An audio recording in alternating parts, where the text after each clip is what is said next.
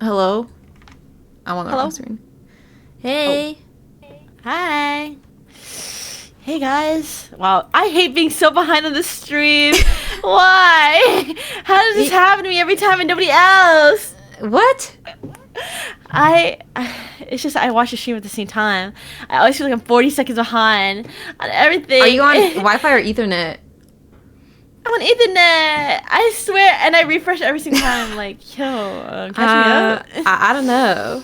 Maybe it's your internet It's provider. okay. I'll always just be like 30 seconds behind watching What's a Berry. But you're like... Whenever you find you like 5 minutes late, literally. I feel like such a stupid... I feel like such a stupid idiot when I reply to you Yo, what are you 5 talking minutes in the about? past. Literally, I'm like, no! Sometimes I'll write something and you'll take it as like the answer of something currently that you said when it's actually something like I meant 5 minutes ago. And I'm like, okay, let's just roll with it. I'm sorry. You just have to predict. I know. It's okay. I accepted it. I have bad ping. Hi, guys. It's okay. Right now, I'm with the current you right now. And this is the only way we'll be together in the present. Yeah. My bad, guys. Actually, what was... Actually, I don't know. Never mind. What? I was gonna say what your internet provider is, but I don't know if that's specific to your area. Yeah, you don't need to know that. I'm just it's curious. them specifically. It's all their fault. Whatever. I don't care. I'll just accept it. Oh, so you don't care about interacting with my streams? Well, I think it shows that I care when I do it anyway. True. I'm like, I don't care actually. Go back to the topic you were talking about 5 minutes ago, please. I don't care. I want to be part of it. It's okay. You are a part of it. Exactly. Yeah. And today we read with can you answer my iMessages, please? I don't care if you're already over it. Please, What's a Berry. Okay. You should DM your messages. I Wait, just start true, chatting. actually. I just start chatting in DMs. Hey, what's up? I mean, that's one method, except usually I have my Discord on my other monitor, so I don't see the ping on, like, my main one. No, just check over for me. True. Thanks. Well, you just call my phone if you have my phone number. Can you actually just put your stream on speakerphone for me so I could hear it live? Hey. Yeah, I have... what's that echo, guys? I have something to say about that, by the way, and I'm on speakerphone. You, like, interject every, like, 30 minutes. Hey. Yeah, I'll just mute, and then until I have something to say, I'm like, okay, here's where I talk. Yeah, as soon as I start talking about you, you cut in. Yeah, like, excuse me. That's wrong. Please. I'm ready. Wait, are you a single monitor warrior? I mean, I have my tablet, and that's kind of low. Are you using that as a screen? I use that as a stream all the time. Sorry. Like the ones that sit on the desk? Andy. Yeah, I just crane my neck down. Yeah, what's going on? I feel like so often I use a keyboard with it. It's terrible. I don't use it most of the time. Honestly, I just have like all my windows in window mode, and then I spread it out to 4 different quadrants. Like on Mahoyo, I have your stream, and then I have the stream like in the corner. Honestly, I don't want to show you so bad. Wait, no, okay, I want to see though. I want to see. Also, I'm echoing. My bad. Why don't I turn crisp on? I feel like it makes me sound poopier, but okay. Well, it's just like make me quieter, like on your headphone. No. Wait, open up. Or not even headphones, just Discord. I show you my full setup. Okay, let me open it. Also, are any of you guys surprised to see Mahoyo not on Sunday? Yeah, my bad, guys. It's all my fault. I have something on Sunday, which is why we can't read it then. Wait, okay, I'm curious. You don't have to answer this. But were your plans? Did you just forget about it when you agreed to do it? I just thought that it was on Monday. I don't know why. I thought that Valentine's Day was on Sunday. Oh, and that the thing would be on see. Monday. But I'm wrong. And Valentine's Day is on Saturday. I feel stupid. It's fun. I feel like it's... She picked out all these President's Day songs. It's true, I did. Oh. What? I forgot what I was going to say. Oh. My bad. Slowly puppeteering the moto community from the shadows. I literally am. My bad. I've manipulated the moto market to show up multiple times a week. Yeah. How's it feel? You're literally going to be here working. tomorrow. It's working. Well, I think it's fine because after that you won't see me for a while. So you should just get used to me for now. Oh. Be like, thank God, so excited. Finally! I've been dying to talk to you alone about this, I swear to God. Whatever. Well, I had a stream earlier this week that was just solo. Honestly, most of my streams are solo streams besides my weekly Mihoyo. Jeez. Yeah, name your last collab that wasn't me. I don't remember. Maybe I go make us another friend. Maybe I have. Wait, no. Ume came for the VR chat. That was the last time. Still though. I was still there though. I guess that's true. It's been a while.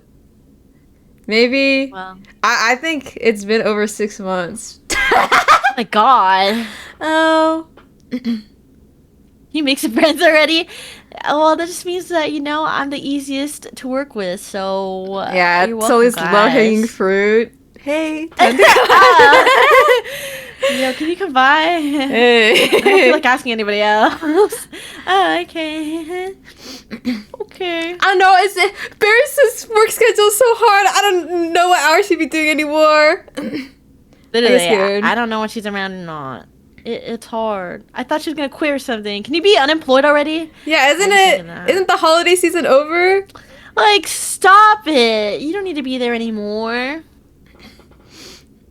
But I'm glad that I gotta spend time with her too tomorrow. Yeah, we haven't seen her forever. But you're the unemployed one. You can literally collab whenever, true? I guess that's true. You have your own schedule. You have your own stream schedule to stick to anyway, That's true. That's true. You could probably just collab with anybody you wanted. Yeah, I switch up. Actually, I'm only gonna be a collab streamer. That sounds actually sick and twisted. I never interact with my chat again.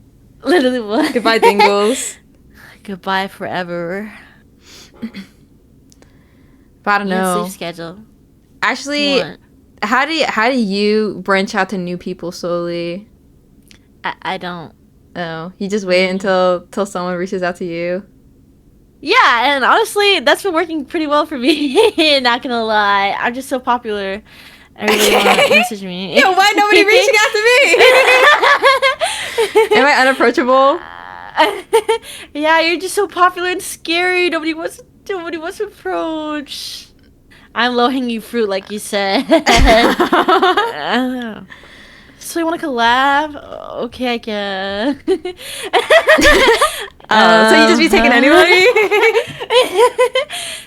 Honestly, sometimes I do. Oh. And I'm like, darn.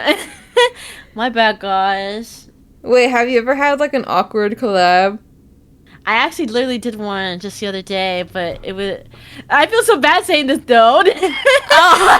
I can't say that. I can't say that. No, like nice, I meant like, you streamed for many years. I meant like previous years and not something super recent that people could trace. I tons of times, because sometimes it's like, I don't know. It's kind of hard to say no if they keep asking. Oh. And you just want to be nice. Is that what it's like when you collab with me? Oh, she keeps asking me. I have to keep showing up. No, I swear. So you're the only one that keeps responding. I need you. You can't leave. Suggesting, bro. Sometimes I'm the ghoster though, so I get it. Not gonna lie. I think I'm the ghoster for a lot of people. Not gonna lie. I feel so bad. Don't you complain about feeling lonely? Yeah, but I guess if it's not the right person, then it exactly becomes the ghoster. So sometimes I understand when people ghost me, because like, what if I'm that guy? You know what I mean? It's true. That's how I think that's probably how I feel when like people higher up than me on the VTuber totem pole probably feel that I'm just like a groupie that's like, I love you, welcome. So I can't blame them. I'm like, yeah, whatever, okay, I get it. I just have to blow up, and then they'll want to come crawling back to me. Oh, yeah, I leave you. Fine, just come back when you blow up, Sally. Thanks. Whatever, you're gonna switch up on your day ones? No, I'd never. Yeah, come on. I think I'm pretty loyal. I think. Really? Yeah. Wow. What, you don't think so? No, I think so. Yeah. You need to message me more though. I'm trying. I'm literally trying. I sent you some Twitter posts. Yeah, you said that stream doesn't count. No. Oh, really? True. That's true. Oops. It's okay. I understand you're busy, just like everybody else is. Bro. I'll make a better effort sooner. Don't worry. Yeah, and then you actually have to be busy with the IRL stuff. Oops.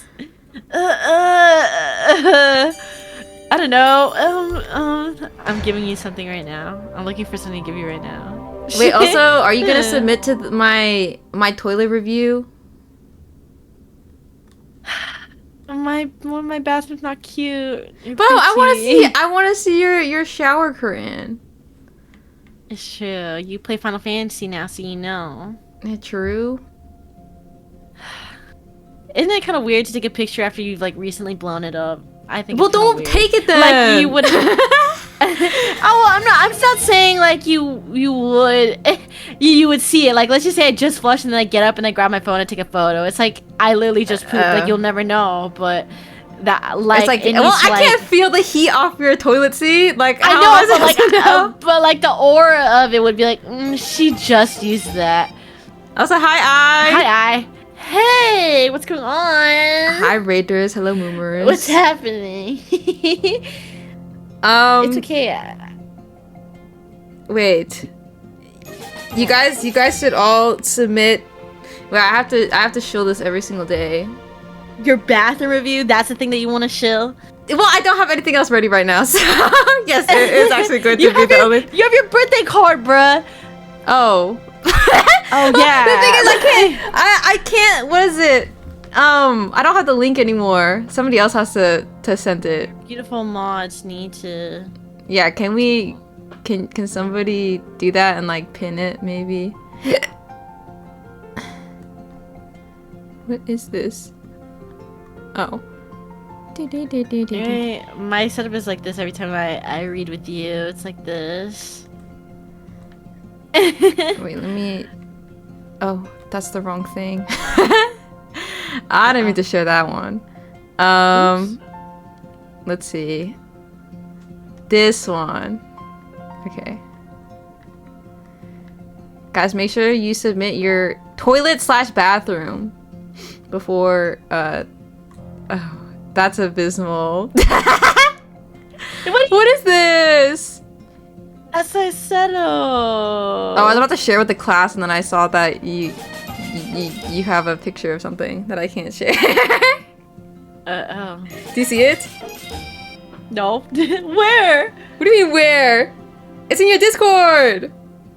Cause I sent you that picture. Oh. Well. Here, I'll It's arrange it spoilers. a little bit. Actually, wait, what were you streaming? Also, Yeah, what's up? yeah. I just do this for the photo. What? I have 9 plus DMs.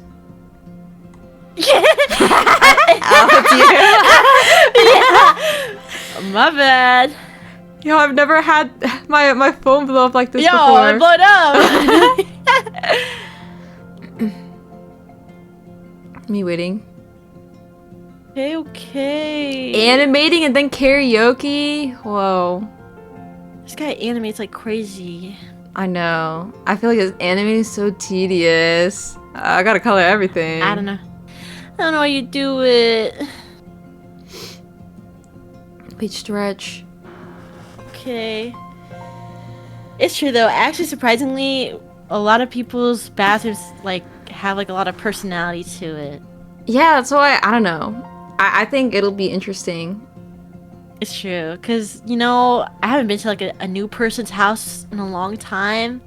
So, like, I don't experience other people's, like, houses or their bathrooms, so... Yo, can I use your bathroom real Feels quick? I just started inspecting. So this is how you live?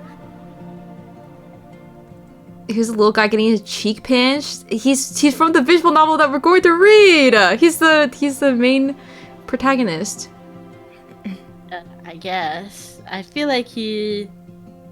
I mean, Not he's that in... important. Well, yeah, but he's like the main guy, kinda. Well, He's a big guy. This is actually a romance. wow, is it? Kind of. They like denied it though, so like I don't know what, or maybe that was just like No, it's a slow burn, guys. It's like a rug pull. They're like, this is not gonna have any Yeah. romance, and then they have romance. They'll come back. They'll come back.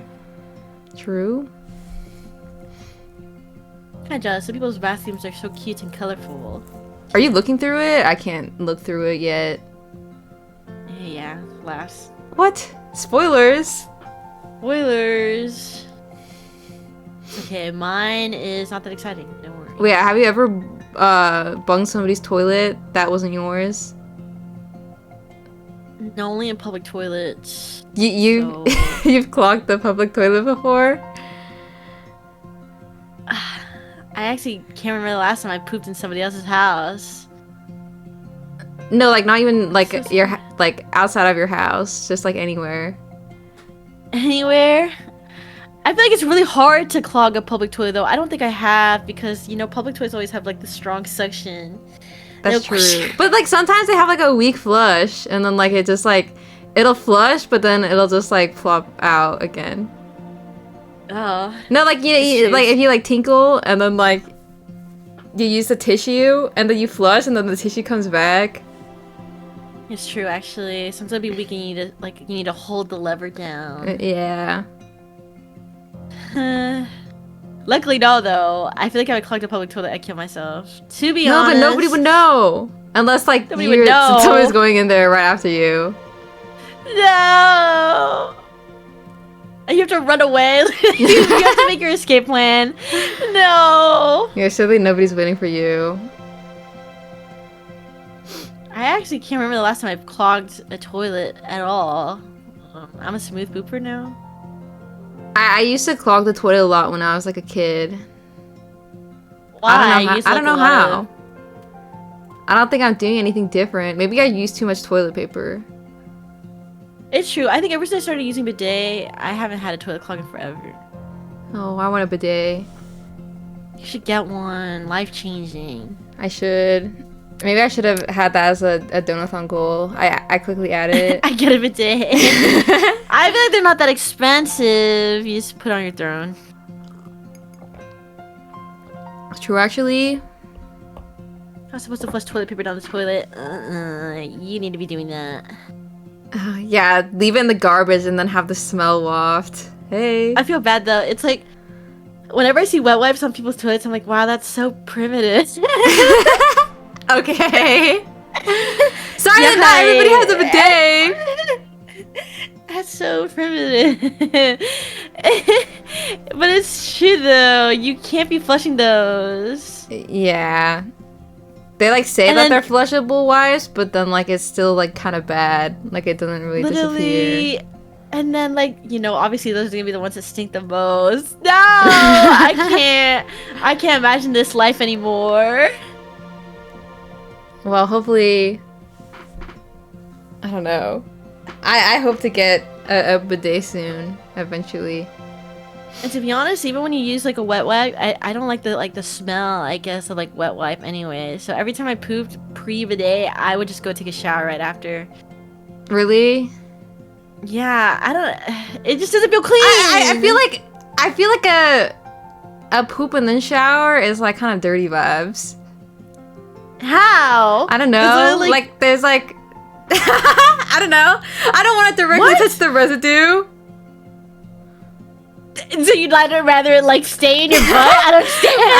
I don't know. What? Ew, that's disgusting. I'd rather like pull my pants back up and go on with my day. But like I don't know. Like I feel like I'd rather poop and then wait a while and then shower. I don't want. No, like it's too fresh. It's too fresh. You don't understand. Listen to what you're saying right now. Literally, what? You're letting it crust. I'm not letting it crust because I gotta marinate. No, it just feels wrong. It doesn't feel wrong. It feels amazing. Okay. You're actually disgusting. I'm not disgusting. Why are you looking at me like I'm weird? Like that wasn't the craziest shit you've ever just said. It just, I don't know. It's just wrong. Okay? Jeez. I was gonna say something, but maybe I shouldn't.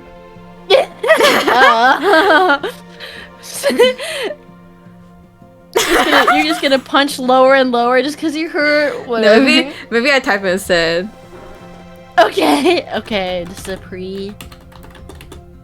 I'm scared though.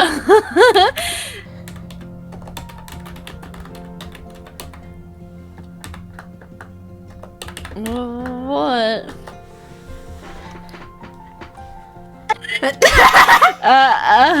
Honestly, that's just kid worries. Like, you just have to be an adult about that. I'm sorry. Oh. Do you think it's fine you to share need with to the know class? your body.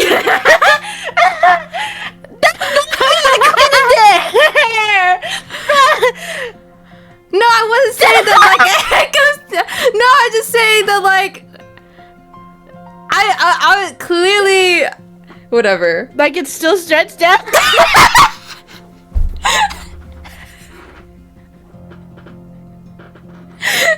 Hey, you're telling on what I said. Well, now you have to. You have to clarify. Okay, well, Mota said what? So like when you're showering, right? And you know. Yeah. Okay. Wait, lock in. Well, basically, after a big poop, what if your finger slips in while you're wiping? Because, like, you know, it's loose. Wait, think about it.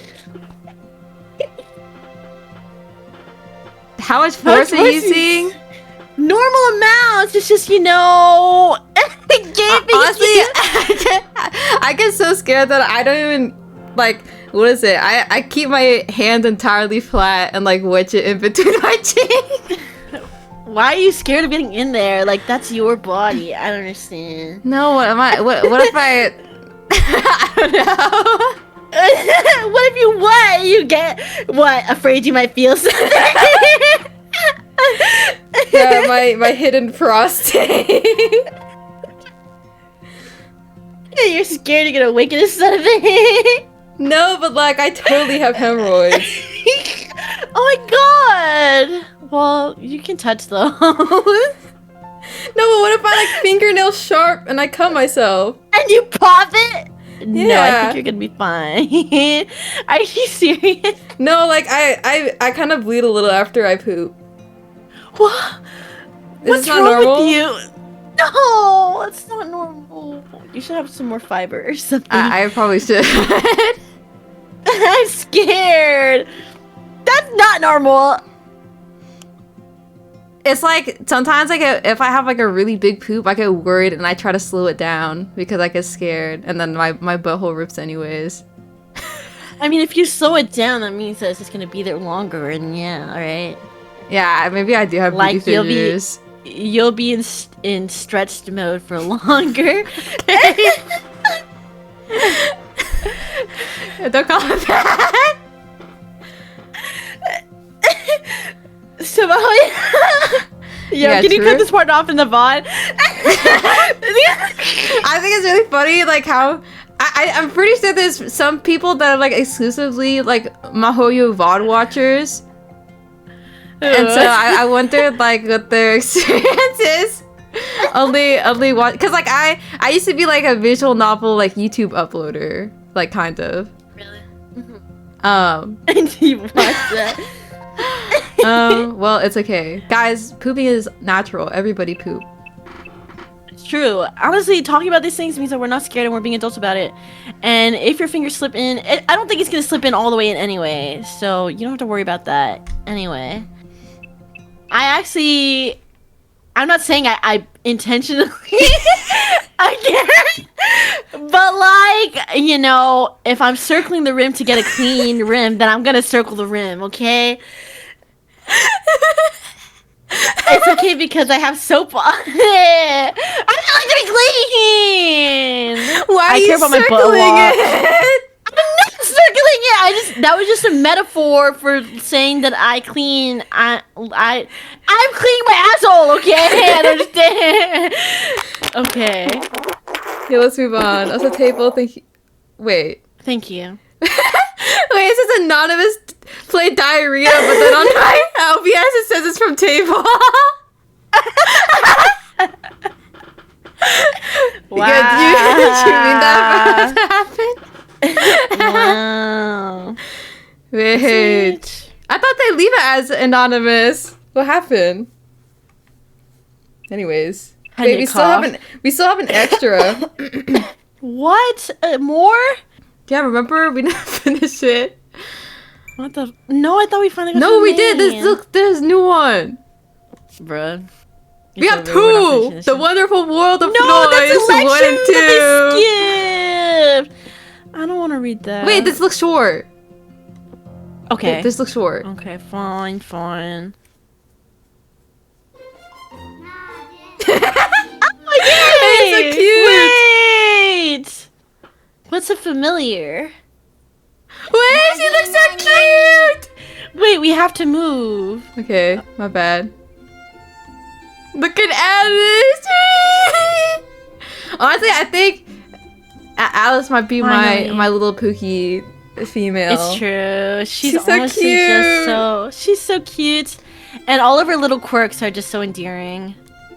When she breaks. I know. It's so good. Okay. This is you, by the way. Ah, fuck. Okay. You remember his voice, I had right? to move all my windows real quick. You know, because I have to have them all active, like, on top of each other perfectly. My bad. I used to stream like that. That's fine. I'll get over it. Okay. The wonderful world of... Please. That humans who know no fig of magic or incantations. High school verses in blue sweaters trying to make it big only to be lumbered by the superior heroine. Jeez. Good evening. It's time for my new series of lectures where I tell you about the most historic of topics in the most historical ways. I'm your host, the Great 3+1, Robbie the Crook. I've been invited by Angel Momia tonight to act as your teacher. I mean, we are in a room after all. She wouldn't come down to the story, so I decided to bring the camera up to her. Implying that she has a canopy bed, princess canopy bed. I wonder if we have, like, get to see her room, like, in the VN. Please. I'm thinking outside the cage, as they say. If the guests want to turn up of their own volition, why not shoot the show in their lovely chambers? Can we just get started already? I want to finish this and get out of here as soon as possible. You're embarrassing me! You put me in a right 2 and 8! Why? Oh, well, I took it as I want to finish this nonsense so I can have some quality private time with you instead. Human language sure is a bleak blue tit. Honestly, I barely have any grasp of what anyone has ever trying to say. Quite. I actually agree with you for once. Oh. Ow! I never knew you put so much trust in me, Gab. I'm not sure I can bear the pieces I ate. What that have just make me quake? Oh my god. Robin. Oh, right. So in this lesson, I'll be discussing the most basics of basics when it comes to familiars. I promise it'll be bright and easy for you newbies of majory. That's why it's a wonderful world of employees after all. So tell us, Miss Alice, what exactly are familiars? Explain it for someone who's never seen or even heard of such a thing. Okay, so familiars are sort of like robots that a mage controls. Magecraft has always been a practice that requires mages to hole up inside their workshops for extended periods of study. We need an entity we can trust to collect materials, keep watch on the outside world, and eliminate outside threats for us. Basically like a pawn.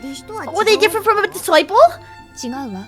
They are different in many ways. A master passes down wisdom to a disciple in the hopes that one day the disciple will succeed them. It is in fact a disciple's duty to surpass their master, and a master would not accept a disciple they did not feel was capable of achieving that. Conversely, familiars are only capable of the abilities that they are imbued with at the time of their creation. You can pass down any skill or wisdom to an entity that never grows.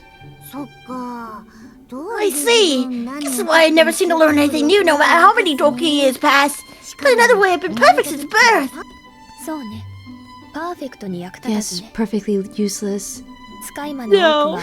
Many familiars are created by using a small animal as a base. That's because many familiars require magical energy from their mage owner to operate. The larger the familiar, the more magical energy is required. Small animals are convenient because they don't require much magical energy to create, and once they're made they can subsist on their own. Subsist? I've never earned for anything in my life. I don't need protein or fiber or nothing like that. Right? Employees are different from other living creatures. Anyway, my point is, familiars are like servants or pets to mages. Oh, the dogs are so cute in this. It's common to use animals like cats, birds, or mice as familiars. Wow, she looks so cute. Wow.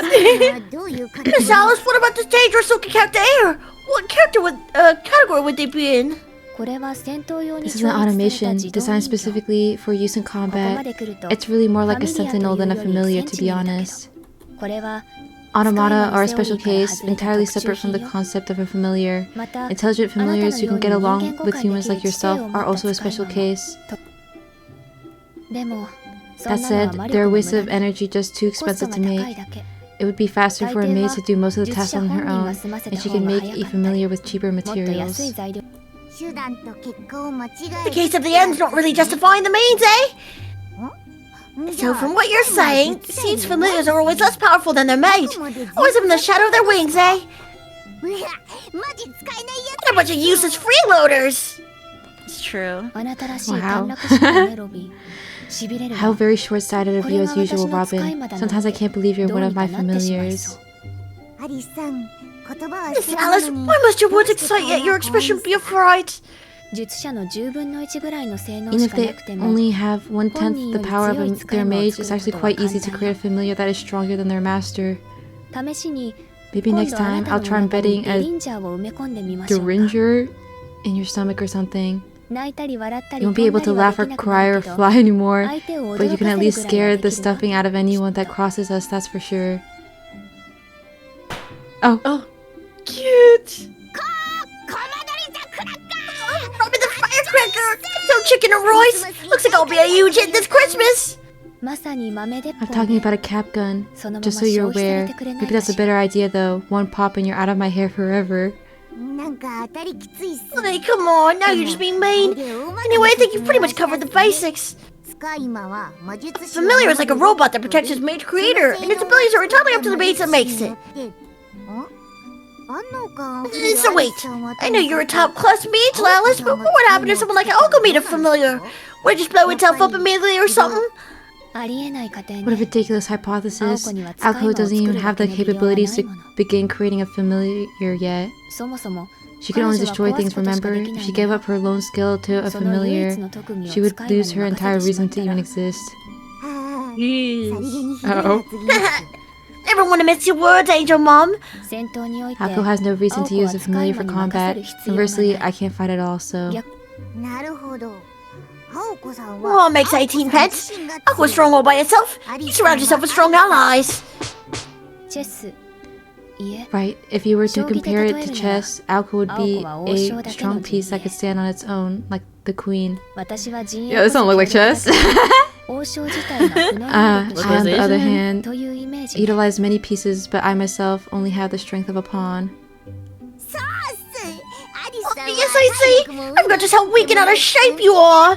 You can only barely dog paddle to swim, can't do a single push-up, and can't ride a bicycle. Oh. It's spent gym class sitting around doing mostly nothing. But that's fine. You're right, Robin Hood. And if we get down to brass tacks, it's all because I'm always tailing you. Angel Mom, you're far too beautiful to exert yourself. Oh.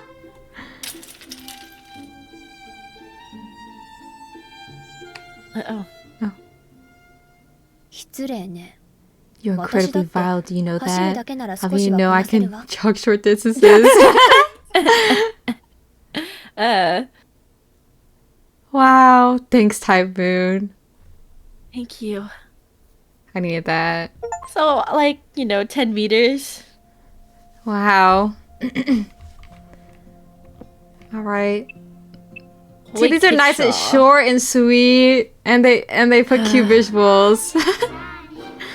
It was This is like worth it. Cocomelon to try to learn everything. You should give this to Sojiro, what the heck? True. Over there, relieved of its daily court duties, a blue shadow descends upon the garden.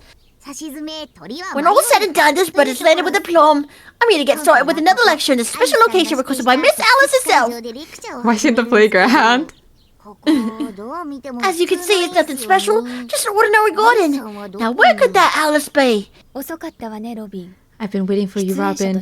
You do realize you're a part of this lecture series too, right? What? I can hear you, but I don't see you anywhere. What kind of trick are you trying to pull? Where the heck are you, Alice? Oh. Oh. I'm right here. Oh. I get cute aggression.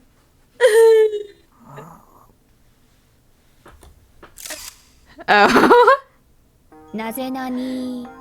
The wonderful world of ploys. Well, are you going to speak, Robin? Yeah, I made a bubble and squeak. I was just a little startled as all, seeing as I didn't really notice anything out of the ordinary. That's my Angel Alice she is. You always scrub up real nice, like a right proper lady. Anyway, quick question. What exactly are we doing here and why? I just thought it'd be a good idea to change things up a bit. It goes against my sex to keep using the same props and setting every time. This isn't some kind of Yes, dojo. Wait. That's why you moved the lecture here. I see, all got to be an earwig. I was a surprisingly big spender. I prefer dress rather than smoke, though. I think it makes you look like a goddess. Don't think a smoke is bad, but it's all about image. How powerful would this butcher's hook be if it were in a painting? That kind of thing. Say you have a painting of a forest and a bird and some children. If the impact of the kids is too strong, you'd lose focus of the bird. Oh no, I forgot I was in the middle of making some sweets. I'm being ignored. So, Miss Alice, what is it that you do all day anyway? Alco's the student council president, so just got his work. Just mowing the old rat in the house. And you're just unemployed. That's exactly what you see here. I spend my free time making ploys. Wow, you're just like a witch in those old fairy tales. I didn't know you made ploys in a cauldron. What's that smell? Chocolate? Wait, no, Dick. Are ploys made of sweets? Robin, you're a ploy yourself. Are you telling me you don't know what ploys are made of? Maybe you're just a regular bird after all. Hey, look, I don't know anything about that sort. Pretty sure I know how ploys work, though, because... Of course, Elevia will give a claws deeper in the house moid's knee and broader than the skies above, right? I have no idea what this guy is saying at any point at all. Yeah, it's okay, you don't need to know. What more can I add to the explanation in the main story? We're done here. Class dismissed. You're really trying to kill this segment, aren't you? Got any better ideas? Or at least want you to give a brief overview or something. Wouldn't want us to look worse in that dojo. I suppose I do want to avoid that. Alright, fine. I'll talk a little bit about how ploy kickshaws are made, but that's all I'm going to discuss today. Got it? Ploy kickshaws? That's just how you pronounce it. The k sound is almost entirely silent. A kishaw? Kishaw? Kishaw is what the Europeans call an insignificant children's toy or trinket. Oh, I knew that. I was already used in the bed. Ploys are similar in that here in Japan, we use them to play pretend war and simulate combat. They are a kind of children's educational tool. Ploy is another word for strategy or battle plan. And in Scotland, it has, well, another meaning. But that one's not important. What the? Huh? What do you mean by that? So basically you just threw a bottle of glue at two words to make ploy kickshaw then. You whip up this bit of word salad, Miss Alice. It's a unique kind of made craft passed down to me from my mother. We never register it with the Mages Association to earn royalties from it or anything cheap like that. Yeah, I guess even if you did, you'd still be the only one who could actually use it. Done by that moist blood, I suppose. Robin, have you understood a thing I've said so far? Sorry, I forgot what I was chirping about. I'm more unsure of the past than I am of the future's all. Who exactly are you referring to when you say Mindster? Who is that? What is Mum? Your mother, of course. People call her a pure-blooded witch. Though she always was a bit of a bandwagoner, your mum. Always chasing letters, trends. A big fan of old Lewis Carroll. Which traditionally takes a ploy passed down to them and fine-tunes it to her own needs. Since your mum fancied Carol so, that's how it came about. When she broke the rules and had you, she decided to name you Alex of all things. I still remember the big old grin on her face. That's so cute. I think I've heard enough. She was always a child at heart, that woman. Don't want to talk. Whenever that boy comes to the gates of Rome, you always poke right up. No way. Oh. Yeah, from the full far for the trees.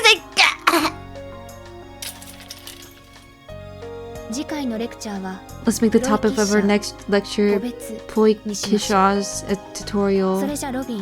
Robin, make a reservation at the usual place, will you? Then when you're finished with that, double boil this chocolate. After that, polish the mirror. And then, fly yourself into a telephone pole and die maybe? It's the usual routine, gotcha. You're so odd of me today, Miss Alice. This is how I always am. I'm just too lazy to deal with it all in the main story, that's all. Too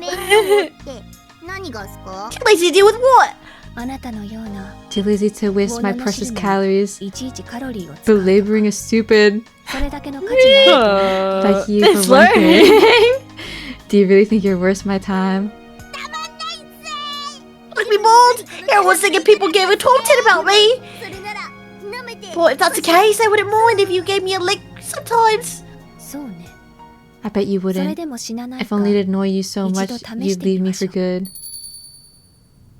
Oh. Oh, kill him. Oh. Oh, the one to knock off right at the bell. So our ploys made of sweets or not? Blech, sweets. I feel like they didn't really explain. Yeah. Huh? I feel like they didn't explain It's just anything that that's what she does in her free time. That's it. Oh. Oh. Okay. But I guess maybe the background behind the name. Who cares about that? Yeah, I don't know. Anyways, I guys, don't know it's how time. it worked. Yay, the main story. I don't even know what happened last in the main story. I don't remember either. It's been so long. We've only been reading the extras for like a whole stream. I Everybody forget, know. and I thought that was the main story for a little while. Well, surely they'll who wanna give us a little start? reminder. Who wanna start? Okay. Yeah. December, the month when even monks were busy at work. It was a culmination of the year. Perhaps due to all the put-off tasks built up through the seasons, the month always seemed to pass by in the blink of an eye. It was a day like any other in December.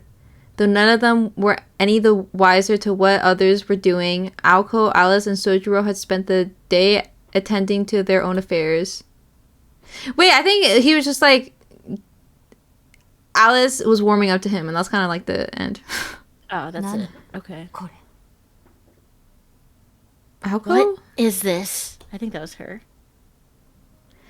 Aoko kept the urge to kill out of her voice, but her menacing tone still reverberated in the room. The sunroom was often used to dine in when the weather was nice, since it overlooked the courtyard.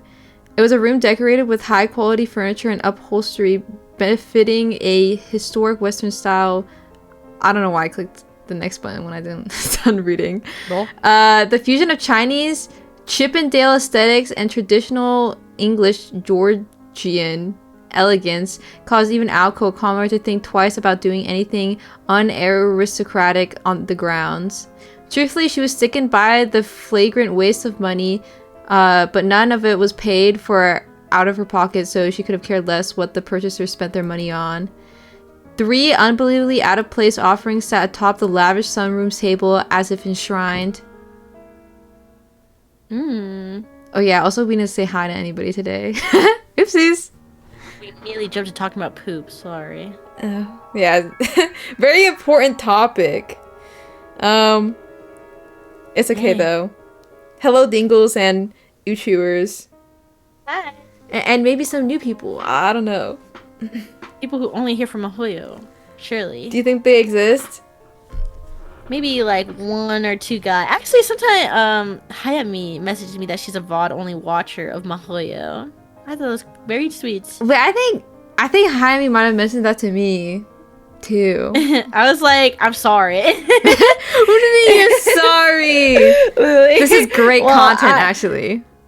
It's true. I like it. I feel like kind of we're like on a visual novel podcast, but not really. Somehow. If you think about it, it kind of is a podcast. It's true. Where's our like we really bad takes? And we never focus on it. No, we totally lock in. Yeah, we do though. Like, and most our of the voice acting is time. so good, and it's like everybody's there. Everybody's in the. They're like so immersive. It's true. To be honest, I do feel like we do our best in voicing the characters in a way that sounds or attempts to sound like them. Like I think your Alice is pretty spot on. Really? I think probably Sojiro is my laziest, but he's the MC, so I don't want to be stuck reading some complicated Sometimes if they're way. like the main character, yeah, they always end up like default me, so I don't get too tired. True. That's the method. But I feel like we like divided the characters well enough between our personalities and our voices, because I think Aoko's easy for me and then Alice is easy for you in that regard. Well, Match made in heaven. Is that MSG? Yeah. Or is that something else? Isn't it just salt? Is it? Well, isn't it MSG just salt though? They usually have it in red though. Sorry, I don't have MSG. Maybe? Oh. Get to it. My bad. Sojiro, is this your idea of a practical joke? Oh, I forgot I was the narrator. Aoko's trembling fist clenched and unclenched as she questioned the one responsible for today's menu. The clock struck 9 in the evening. Today's executive chef nodded dutifully, eager to explain. It's a new product for my workplace. Kinomi said it looks and tastes fake, but honestly, I think it's better than the real thing. Besides, they're only 40 yen each after the company's discount. Oh, that's a crazy A discount. steal, right? Even with the egg on top, it's only 60 yen or so. Yo, eat it on a budget? Yo, up Does it look top. good though? Yeah, it does look good. The corner cutting chef seemed pleased with himself. Alko wanted to grumble that the real steal was her appetite. Well, isn't that nice for you? Now, where's tonight's dinner? Bruh. It's right there! Chef Sojiro thought for a second or two, then clapped his hands together in realization. Aozaki, you know if you eat too much, you'll get fat! So what you're telling me is, this slop is what you call dinner? No complaints. I'm not making anything else. He put his foot down. The two stood there, glaring at each other. Alko gave off an air that said she would rather die than eat his food, while Sojiro was convinced she would capitulate eventually. He even considered chiding her for being a picky eater. As usual, the two could not see eye to eye. Do what? I hope he says that. No way. There's no way I'm eating whatever this is. Don't be such a spoiled princess. Besides, tonight's dinner only cost 200 yen for the three of us. Zoro puffed his chest out at his penny-pinching prowess. I don't understand what the problem is when they ate like jam and toast for dinner one night. Yeah, what the heck? Guys, this look good! Alice alternated her gaze between the two quarreling roommates and this strange food before her, which she had also never seen before. She remained a mere bystander in all this. Unbelievable. A 60 yen meal for one person? What year is it? These days even cheap beef bowl places spend more on ingredients. Aozaki, if we ate the way you wanted with only 30,000 yen for food each month, I'm pretty sure we would all starve to death before you two could kill me. I mean, sure, the meat Alice cooked yesterday was really something. I was impressed with the difference in quality at 700 yen per ounce. Even the 100% juice from the co-op made me rethink the idea of fresh food. But if we keep eating like we have for the last 3 days, we'll go broke. Sojiro was making perfect sense for once. Fortunately, neither Aoko nor Sojiro noticed the silent stare of disapproval coming from Alice. We'll cross that bridge when we come to it. And I should know, a meal like yesterday's was a rarity. But maybe I should thank you, since your meals have inspired Alice to put some effort into hers for a change. Aww. Oh, with Aoko's words, Alice closed her eyes. She might have been trying to quell her anger. You astonished me, you know. How did you even get by before me? We made it work, thank you very much. Besides, living one step from starvation keeps you on your toes. Her brazen response left him speechless. Though a story for another time, Sojiro remembered a warning from a certain vice president who had complained about a certain president incessantly bugging him to take her to lunch at the end of the month. But that was neither here nor there. So you want to treat me? That was then and this is now. Where are those cooking skills you displayed before, Sojiro? That's the only reason I trusted you with today's meal. Out of everything, that seemed to be what ate at Aoko the most. The stir-fried yaki udon he had prepared previously had been very well received. It had even melted away Aoko's morning grumpiness with just one bite. However, Sojiro had not seen fit to tell them that it was one of the only dishes in his limited repertoire. For a bachelor, the ability to cook is as close to a superpower as one could get. 15 years into the future, it would likely become a highly desirable trait. Regardless, that misunderstanding had led Aoko and Alice to overestimate Sojiro's culinary talents. Her ire finally made sense to Sojiro. Alright, fine. We can order in. There's nothing here to cook anyway. No! But only if you clear up. Aoko basked in her victory. It was then after seeing Sojiro's face as he went to fetch the delivery menu, Aoko realized her misreading of him. What annoyed Aoko was the most was the fact that such little effort was put into dinner. But Sojiro, this dinner had not been about cutting corners, but rather about a meal he had legitimately wanted to try. That's so bad. Aoko ruminated on how it could possibly pass as food for someone raised in the mountain. And then... What are you doing? Aoko noticed Alice standing near the table holding one of the bowls tightly. Would you put that down already? I need to give those back to Sojiro so we can eat a proper meal. Despite Aoko's words, Alice stood her ground, firmly clutching the bowl. And in fact, she seemed to be embracing it. This one is mine. Damn, they got a Sprite for her holding the soup. This is serious.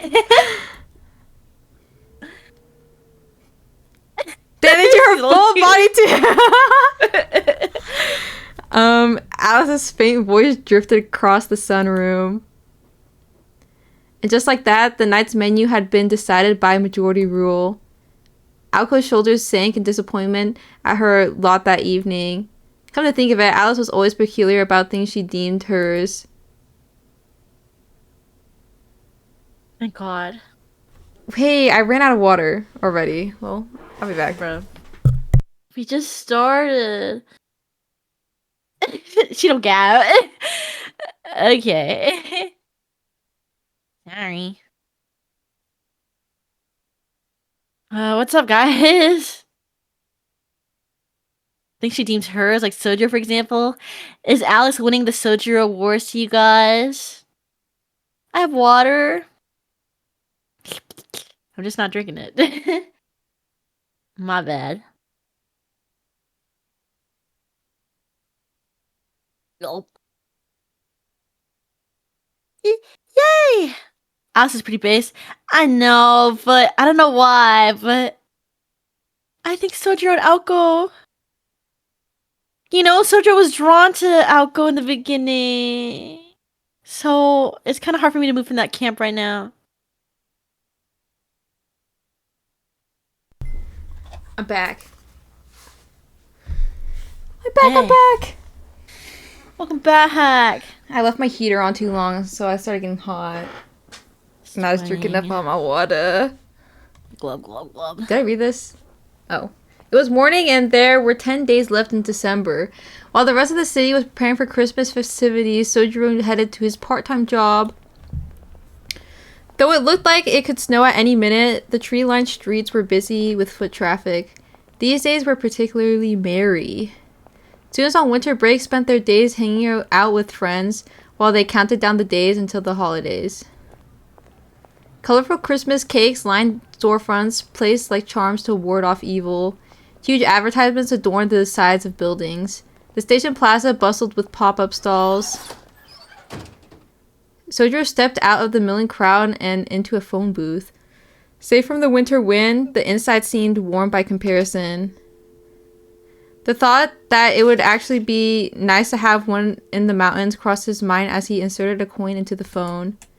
He dialed a number from memory, his fingers punching the keys with a somewhat practiced motion. After about 5 seconds, the phone began to ring. Another 5 seconds, another ring. 10 seconds had passed. He gazed through the window at the various signs on the surrounding buildings and marveled at the sheer number of people out and about so early. The number he dialed was that of Tobimaru Tsukiji. The Tsukiji name was well known in Misaki as a distinguished land-owning family going back generations. Incidentally, their residence was located in the neighboring town of Yashirogi. A kind, elderly female voice finally replaced the ringtone. After her polite greeting, she handed over the phone to Sojiro's target. Ohayo, Tobimaru. Morning, Tobimaru. Hey, morning. You're still half asleep, or so it sounded to Sojiro. I need to ask you something. Do you have a second? Speak. His response did not exactly inspire confidence in Sojiro, but he had But he cut right to the chase. There was a long pause. He was hard to read from this end of the receiver. This is what you wake me up for? Listen here, Sojiro. If she's mad at you, take her out somewhere. Try to butter her up, show her a good time. If that doesn't do the trick, then cut her loose. What do you want me to say? And with a piece, Tobimaru hung up. Lol. It may have been 10 in the morning to Sojiro, but after dealing with what seemed like a 6 o'clock Tobimaru, all he could do not... Wait. Oh, okay. He had a feeling his friend had just been trying to end the call, but deep down he knew that the advice was sound. Morning. How do I talk to girls if she's mad at me? Guys, what do I do? Hey Reddit, I need help. After the phone ordeal, Sojiro finished up his shopping and returned to the mansion just before noon. He was greeted by the sight of Aoko and Alice sitting in a silent gloom. Though he was unsure of the circumstances, from the outside looking in, it seemed like the aftermath of an argument. Oh. Brother. The ladies are fighting. The silence was as deafening as a blizzard, or rather the biting cold and stinging wind of it. One might also compare the drawing room to an enormous walk-in freezer. It would not have been surprising to look up and see icicles hanging from the ceiling. They're at it again. He felt like a zookeeper pained to see the raccoon and penguin at each other's throats. In fact, he had seen this literally happen the other day at his zoo janitor job, and now he glanced between them like a zookeeper trying to gauge the animal's temper. What job does he not have? He's just clean up animal poop in cages. Yeah, he's a pooper scooper. Needless to say, the silence meant that they were not fighting at this moment. Dinner served as a respite from the conflict. Sojiro was oblivious to the circumstances surrounding the quarrel, but their day in, day out battles against the mysterious mage was clearly taking a toll. Not that Alice looks anything but grumpy. Across from the quiet and contemplative Aoko, Alice was reading an old book in her lap, as she was accustomed to. The book seemed somehow heavier than the other ones. I'm home. Looks like I just missed the discussion. He greeted them as he took off his coat. If only. Discussion implies progress. You're way off, Sojiro. He starts venting. Without quite knowing what Aoko was getting at, Sojiro quizzically tilted his head. He told himself not to think too hard into it, but it only made him more curious. In fact, we're not even close to an agreement. If anything, I'd say we debated ourselves into a corner. Seemingly too preoccupied to scold Sojiro, Aoko waved her hand as though shooing off an insect. But Sojiro being Sojiro... Okay, let me start over. Hey you two, any progress since last time? Sojiro held his ground. That's none of your business. What did I tell you? Mage affairs are not for your ears. Oh. Her response was calm but pointed. Surliness was her weapon of choice, and today she seemed determined to swing it at will. Yes, I remember. Did you two eat yet? Sojiro chose to brush off Aoko's attitude. If Aoko's weapon was surliness, Sojiro's was blitheness? I think so. He wielded just enough of it to make Aoko flinch. What's with you today? Did something nice happen to you? Sojiro shook his head. Not yet, but I do have a proposal for you. He dug around in the pocket of his coat, which is now on a hanger. Aoko gave him a dubious stare, while Alice's ears perked up at his upbeat tone. Actually, today was payday, which means I have money. We should go out and do something. Wait. Yo! Day made? He spoke with a warm smile as he removed his wallet from his coat pocket. Ladies! The other two did not know what to make of it. Who wants to go out for ice cream? Sojiro. She wanted to take exception to his bright mood, but found herself wrestling with the idea of reacting positively to it. After all, he was making a gesture of good faith to try and make things better with what little funds he had. The thought itself was not a bad one. While there was always a chance that Alice would keep quiet until the slightest thing annoyed her, at which point she would ruin everything, Alco wanted to accept his goodwill. Yo! Is that soy milk? It's soy The milk. engineer deer? The engineer? Whoa. Welcome in, Raiders. I hope you had a lovely stream. Wow, Outer Wilds, I presume? I have not played that game, but I heard people really like it. That's an iconic game. Have you played it, Soli? No, if it's the one I'm thinking about, it made me so sick.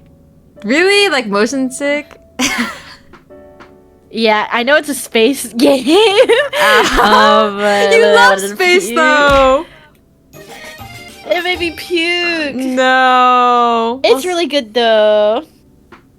Is it like a puzzle game? No, it's like when you get in a ship and you like go around the different planets and it's hard to pilot because you're always twisting and turning. So it's like Mario Kart? It's like finding a spaceship, you know? Yeah, Oh. it's exploration. Oh. I thought there was a story, though. How does that work?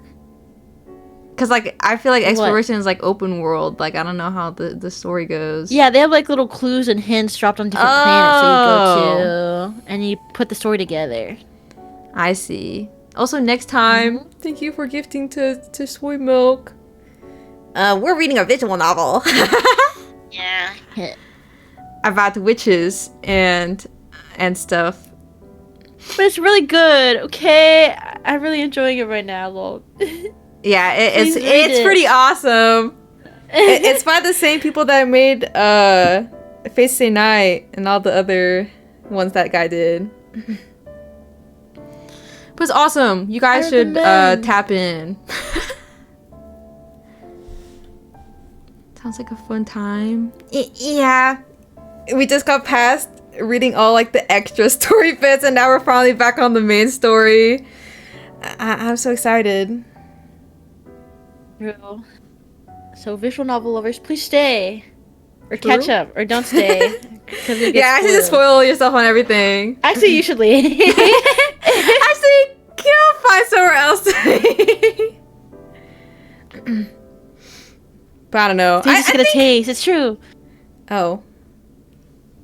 But yeah, I don't know. Outer Wilds seems interesting, but I'm scared. What if I don't like it? Even though other people love it. You can just drop it like the rest of it. I don't know, but I feel like there's like a lot of people that like really, really like Outer Wilds. Yeah, some people say it changed their lives. Yeah, good night, Soy Milk. I'll lull you to Good sleep with night. our awesome reading. Yeah, that's ASMR in here. It's true. Did I read this line or not? Yes. Okay. Next one. However, she was not in the mood to walk around town with either of the two, nor was the timing ideal. Sorry, but I'm kind of busy. I'll take you up on it some other time, though. Just remind me. I've always wanted to try Disco Elysium too, but that's also a really long one. What happens in that one? I mean, I hear a bunch of like the game title names, but then I don't actually know what it looks like. That one, it's pretty much like a point and click visual novel, kind of. And you like choose different choices and stuff, and you know, it's kind of like D&D, but I guess it's in like a gritty detective setting, kind of. I think I like point and clicks. Apparently, it is really good. I'm just not really good at that kind of thing. Oh, too hard for you? Have you ever tried like Baldur's Gate? Have you tried that? This is kind of not really the same thing. I've tried Baldur's Gate before. So I guess it's kind of like that, but there's no fighting. And you so it's like talk to like a map kind of point and click kind of. Yeah, it has an overlook. Oh, okay. Yeah, and it has some pretty heavy themes too. Yeah, the themes. Yeah, you're like investigating like a murder, and you're like a drunk guy. Wait, I think And your maybe life I've is falling seen apart. like fan art of Discus, like that game from like a super I only long know time about ago. Kim Katsuragi. Everybody likes that guy. Wait, can I have to see a picture? The art style's not anime or anything, by the way. Oh, I heard. Warning you now. Oh, what do you mean it's not anime? Yeah, so the guy on the left is Kim, and then the guy on the right is the main character. Wait, I've totally seen these people before. I didn't know it was from that game. Yeah, people love this guy. I don't know why, but he's pretty funny. I think from the like very beginning that I played. Their popular ship. I see.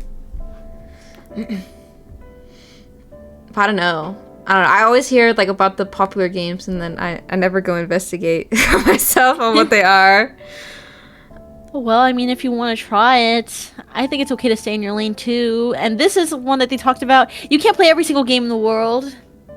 I guess it's true, but You like try, there's always like the super was like critically acclaimed ones. So like I don't know. Sometimes I want a little taste, but also I don't know. Sometimes give it a some little games taste. it's just like I'd rather watch somebody than Well, like you can play do it that myself. too. That's why everybody else is streaming it, so you can watch that. Wait, true? That's why people who No, don't but I feel like like reading Witch in the Holy Night. No, read but it here. I feel like when streamers play a super beloved game, then people just want to relive and like see your reaction to their favorite part. That doesn't have Instead to of- be you. You can just watch it. No, you don't understand. Well, What do you I don't know. mean? There are people in the stream right now who are reliving Witch on the Holy Night. There are people here who are experiencing it for the first time. Yeah, learning how streaming work. Yeah, do you know what it is to tune in? Do you know what a different person is? A different viewer? Okay, well, whatever. When are you gonna start reading? Jeez. Okay, I can read that now if you're lazy. Yes. How does it seem to give the same response though wordlessly? Sojo was not about to be held back by the sullen mood. Busy doing what? Sitting here in silence. Oh. Wasn't it you, Aozaki, that said a change of pace was important when working overnight? Sometimes you need to take one step back to take two steps forward. Aquarium? Sojo spoke with unusual confidence as he drew 2 tickets from his wallet and slapped them on the table. I know that's right. At first glance, they looked like advance tickets to a movie, but not quite. They were tickets to a famous aquarium. To get there, they would need to take the rapid train and a subway to a city several times more modern than Misaki. It housed not only the biggest shopping mall in the prefecture, but also a multi-purpose auditorium, set to open next year, designed to host international conferences and stage productions. Wait, So a trip? Wait, do we get to have like a little aquarium triple date? I hate. Please agree to go. Guys, do not be difficult. Please go to the aquarium. Please. Oh, This and is like a family vacation you don't want to go on. oh, I feel like I always love family vacation though, because I never go on them. What do you mean? You always go on that. What are you talking about? Oh, whatever. That's like once a year, maybe 2 times. Whatever. Smile. Oh, eat some curry at Messiaen on me. Saying that, he slapped 2 bills on the table as if he had struck it rich. Also, when like the Your tickets ladies. are 700 yen. It's not even that expensive. The train is gonna cost more. Oh, I guess that's true. It was Sojo's turn to make dinner tonight after all. Be seeing Damn, he's tough. Hey, come over. I'm gonna treat you guys to some. Come on the trip. All right, bye, guys. Wait, is he even like going on the doesn't trip even with go. them? He's just like No, he's he just has to setting it up for go. them. No, he has I to won't take go. it. He only Never got mind, I 2 don't tickets care. though. I don't I'm care sad. anymore. His business concluded, Sojo returned his wallet to his coat pocket. It was then that Alko realized what Sojo meant by be seeing you. ちょっと待った。そういうあんたはどうするのよ。You mean you're not coming with us? No! I have work tonight. Sojo was almost too quick with her response, helping Aoko to see things for what they really were. Rather than for Sojo's benefit, his gesture was instead an attempt to ease the tension that had built up between Aoko and Alice. Though if asked, both girls would tell you it was an unnecessary gesture. Still, for him to pay this much attention to the household, if anything, gave Aoko a reason to reflect on her own immaturity. Thank God. Wake up. Aoko glanced over to the still-seated Alice. At the same time, Alice peeked up at Aoko from behind her book. They kept still, staring at each other. I'll go if you go. I'm almost done with my book. Okay, it would be a waste not to. No. I want them to go all together. Aoko stood up from the sofa, resigned to her decision. Sojo watched on. Oh, I forgot that it was me. A satisfied smile on his Thanks. face. I mean, go ahead, be my guest. Oh, 20 minutes later. As I'm Alpine kidding, I'm kidding. I'm kidding. I'm get torturing whipped. you.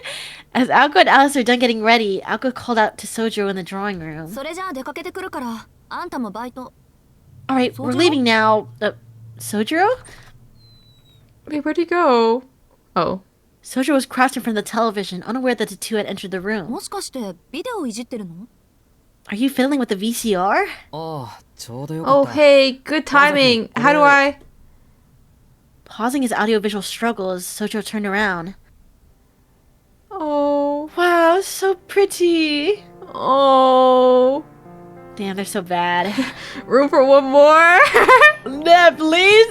On each arm, please. Lady. Ladies. I don't got work anymore. Yeah, call out, guys. Forgetting what he's about to say. You okay? Listen, we're taking up on your offer and going out. Did you drop something behind the TV? I quit my Sojo 5 appeared to- jobs. Please. Sojo appeared to have gone stiff. Aoko stared at him curiously. Though Alice silently nodded along with his bizarre reaction. She kept her thoughts to herself. No. なんかこう It's just Oh, remember when he said like, yeah, I look at revealing ladies too. I still can't believe it. I know. He's So just like cocky, his everybody voice took his else. throat. But at least no one had a dog. He was blissfully unaware that the shock he was experiencing was a direct result of his emotional state. Spit it out already. I don't know. I think the baggy collar on Aoko is a strange choice. Yeah, I kind of bag in the front and not like all around. God, I wish Oh, my bad. I wish your weird reactions made sense sometimes. Does Alice have something on her face, or... Alice looked on in silence. He was not confused or in a daydream. That much he could tell, but this frozen look was by all accounts a first for Sojiro. So what is it then? ああいやこれなんだけど Oh, this thing here. 川崎ビデオってどう How exactly do I use it? Taking his head to regain his composure, Sojiro pointed to the VCR. The VHS player sat on the shelf beneath the TV. What? You want to record something? Aoko walked over and crouched next to Sojiro in front of the TV. いや木の実から No, ビデオを I 借 just りたんだ borrowed け a ど video from Kinomi, but it won't play. Oh, hi, Moya. Wizzy! Hi! Oh, I forgot. Well, for starters, the TV isn't turned on. Oh. Yeah, this is old. With a click, the TV screen flickered alive. Next, you have to switch to the video input. Wow. That's weird, it's all dark. Knowing Kinomi, I'm surprised the recording didn't start from the very beginning. Hey, so you remember these? Why are you asking me that, huh? You think I use those a lot? Well, I don't know. I do, okay? I do remember these. I feel like I don't remember like I remember like the top right trying to switch to like to play like my console, but I don't know. You just say you never watched a DVD or not, a VCR before. No, I don't think I've Okay. ever have. Never? No. Sigh. They were cool. The little boxes are so cool. Whatever, you missed out. Maybe I did. During this time period, videotapes were still rather expensive. Therefore, it was only natural for people to not want to waste a single second of the tape's 120-minute capacity. Especially considering how serious he is about his hobbies. Oh well, we'll have to fast forward. I'll go pick the small remote up and quickly push the button marked forward. The VCR beeped in protest. With several clicks and thuds, there was an empty whir from within the machine. 壊してないぞ、多分。 Don't look at me. I didn't break it, I think. The vast majority of people who say this are actually very prone to destroying electrical equipment, but that is a separate matter. Yo, what me? There's no tape in here. As soon as the words left her lips, it all made sense. テープ Tape? Sojo imagined adhesive tape, clearly confused. 宗十郎、木の実くんから何か渡されなかった？ Sojiro, did Kinomi give you something? 渡されたけど、ほら、テーブルの You 上 mean the thing on the table? Bro. Yes, bro, put that in. Though she should have been used to it by now, she caught herself wondering if Sojiro was being stupid deliberately. 木の実くんがなんて言ったか覚えてる？ Sojiro, what exactly did Kinomi say? Do you remember? テープ貸してやるから Yeah, he said, I'll totally lend you this tape. When you get home, just watch the TV. 一番大事なことだよね Watch this. Wait, this tape is kind of Okay, going crazy. Just watch the TV. Great, so you left out the most important part. あー失望を通り越して怖くな Honestly, るわ this is so sad, it's almost あっさり scary. 順応しているように Just when I 見 thought え you る were これだ finally ものね adapting. How you make it through a いつ day もあ is た a りの mystery 毎 to 日送っ me. てん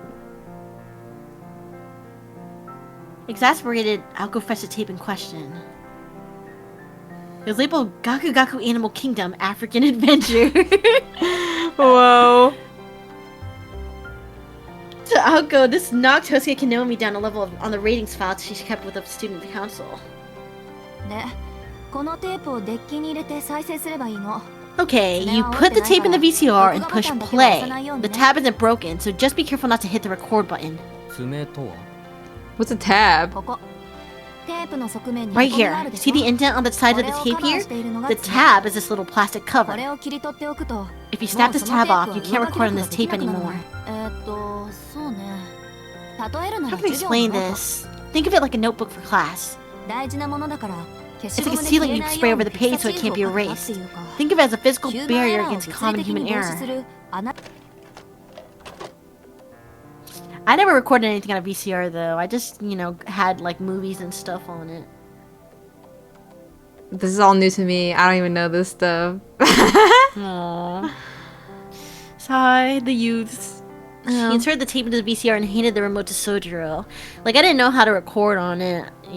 You just play it and rewind it. I think I don't know if it's the same thing, but there used to be like a tape thing. I don't know if it's like specifically for VHS, but I remember as a kid I'd pull it all out.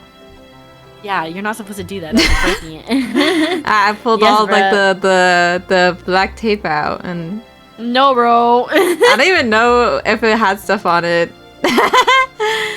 Surely not. Probably. My bad. It was blank though. It was like kind of empty, or like there was nothing on the I'm front. sure it had stuff on it. Oh. Or it could have been home recorded. My parents' wedding.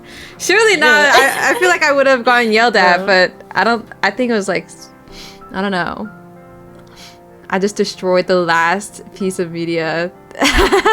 Sigh. Oops. Honestly, I think they felt kind of good though. Like a really solid thing you put into something. I think That's awesome. Ow. I don't know how to explain. Well, I thought it was really satisfying to pull the tape. no, that's not what you're supposed to be doing. Just a small interaction used up a fair bit of Alco's patience. What? You gonna defend yourself? No. Completely ignoring of Alco's feelings, Sojo gleefully pressed the play button. Oh boy, Oh my God. animals! 前から危なっかしいと思ってたけど、まさかここまでとは I ね。 was afraid we weren't gonna make it this far for a second there. 時代速度の程が That was a bit much, even for someone as out of place as you are. あんた、山で何やってた What の are you doing up there in the mountains? Don't tell me you were some karate master training against bears or something? Even Sojo managed to pick up on Alco's rude tone and he frowned disapprovingly. それは Was that an attempt to insult me? 心外ね。事実バカにしてるんだけ You ど。 mean just now or all the other times? Alco answered unapologetically. On the TV, a crocodile's yawning mouth appeared. そんなバカな話があるもん Don't be か ridiculous. Why would anyone train against bears? Sojo turned toward the TV in a huff. Perhaps because of his rare outburst, as he turned face to face with the gaping maw of the crocodile on TV, he fell backwards in surprise. Oh! Alco unpursed her lips upon seeing this, delighted. It was relieving to see the boy disarmed. けど青崎 Hey Ozaki, these machines have gone kind of dusty. Don't you clean them? 私はあんまり I like he's actually scared of the stuff on the screen. Like, oh my god! Oh my god, it's gonna get me. This 4D experience. Literally. Why bother? I hardly ever use them and Alice doesn't watch 家 TV. 元でトレーニング用に買ってもらったんだけど I bought some exercise videos to train with, but got bored of イメージ them. でどうにかでき You る would have thought 問 you 題じゃ actually なか needed った to do the っていう exercises instead of just watching the damn thing. Cute though. Akko shrugged at her past superficiality. And Soji was led to believe yet another falsehood about modern life, that VCRs would go out of fashion. それじゃあ留守番お願いね Well then, we're off. Try not to burn the place to the ground. ライト本当はない In んで case し you ょ were wondering, I know you don't have work tonight. Oh. Well then you should go. Akko walked out of the drawing room smiling. Her grin was a cheap shock that left Sojo speechless. As he scratched his cheek, he was reminded that she was not someone to be trifled with. After watching the end of the drama between her housemates, Alice made for the reception area as well. Left alone in the room, Sojo took his seat on the sofa. Well, it was certainly not easy making everything run smoothly around these parts. Until he came back, he could enjoy his crocodile watching in peace. Oh boy! He could have seen a real-life crocodile at the aquarium. They do not have crocodiles at aquariums. Yes, they totally do. No, they don't. They took the subway from Misaki for 6 stations. Okay, that's not so bad. From there, they rode another 3 stops by express train. Never mind. After about an hour, Alco and Alice arrived at Arisaka Station. While Misaki City was a mixture of old and new architecture, Arisaka was a brand new town built in accordance with recent government ordinance.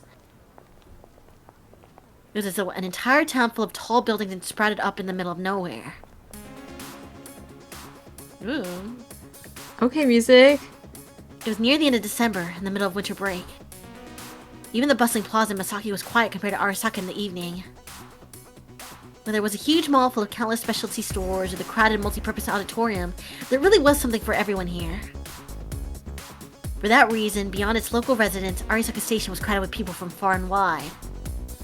へえあれが Is he wearing a hat? Take that shit off. No, I think it looked kind of. I think it looked kind of cute.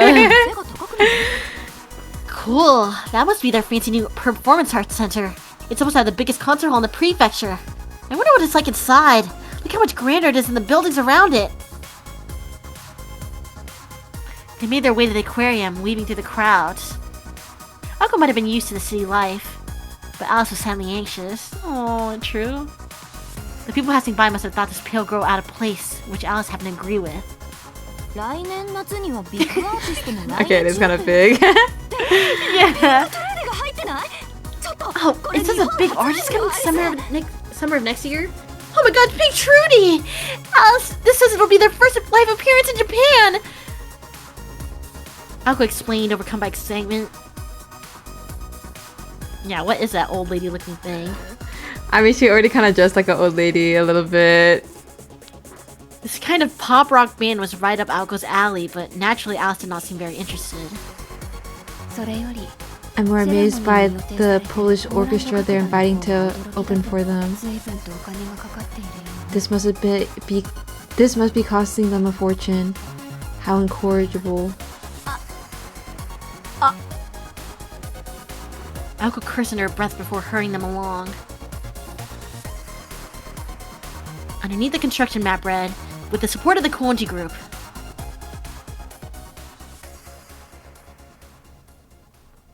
The aquarium they were looking for was on the top floor of a massive building. That's so scary. Yo, where'd the water at?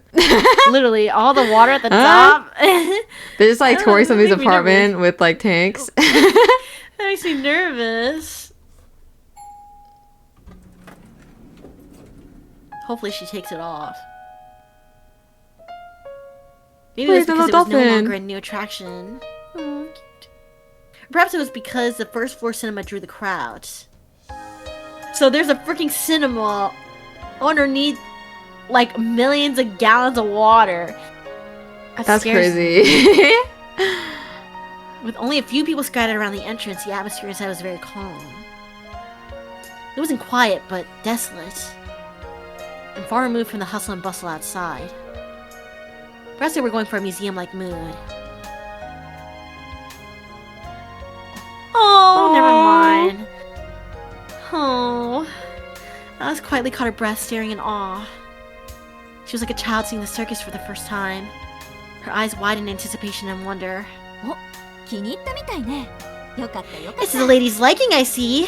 Good, good. I guess Socho's idea wasn't totally off the mark then, huh? Alco found herself smiling as well. There's a certain joy in seeing Alice's wonderment. True? Not really. I just find rooftop aquariums to be kind of novel. According to the guide on the wall, the entrance to the aquarium was nearly as big as a Konji's mansion's foyer. I don't know why I say it like that. Weird. The outdoor penguin show was apparently suspended due to the star penguin Flippy undergoing treatment for an injury. No! Oh. It was an unfortunate state of affairs, but one that did not stop Alice from continuing to read over the guide. Apparently she was quite familiar with penguin shows. Then...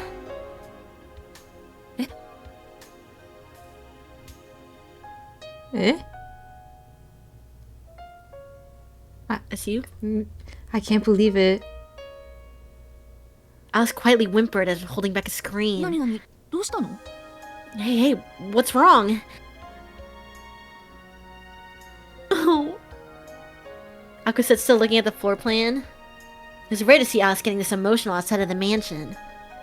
For some reason, she was trembling. Nothing seemed terribly off about the aquarium's offerings. There's no giant tortoises. No, what? It's all wrong, Alco. Why is there no giant tortoise exhibit? Why? I don't know. Are giant tortoises even aquatic? Maybe it's because they take up too much space. Why though? They have penguins. It's not fair. Look, they even have a dolphin. This is absurd. It was a bitter pill for Alice to swallow. The idea that they did not have a giant tortoise, despite having a dolphin, had Alice's eyes hot with indignation. Now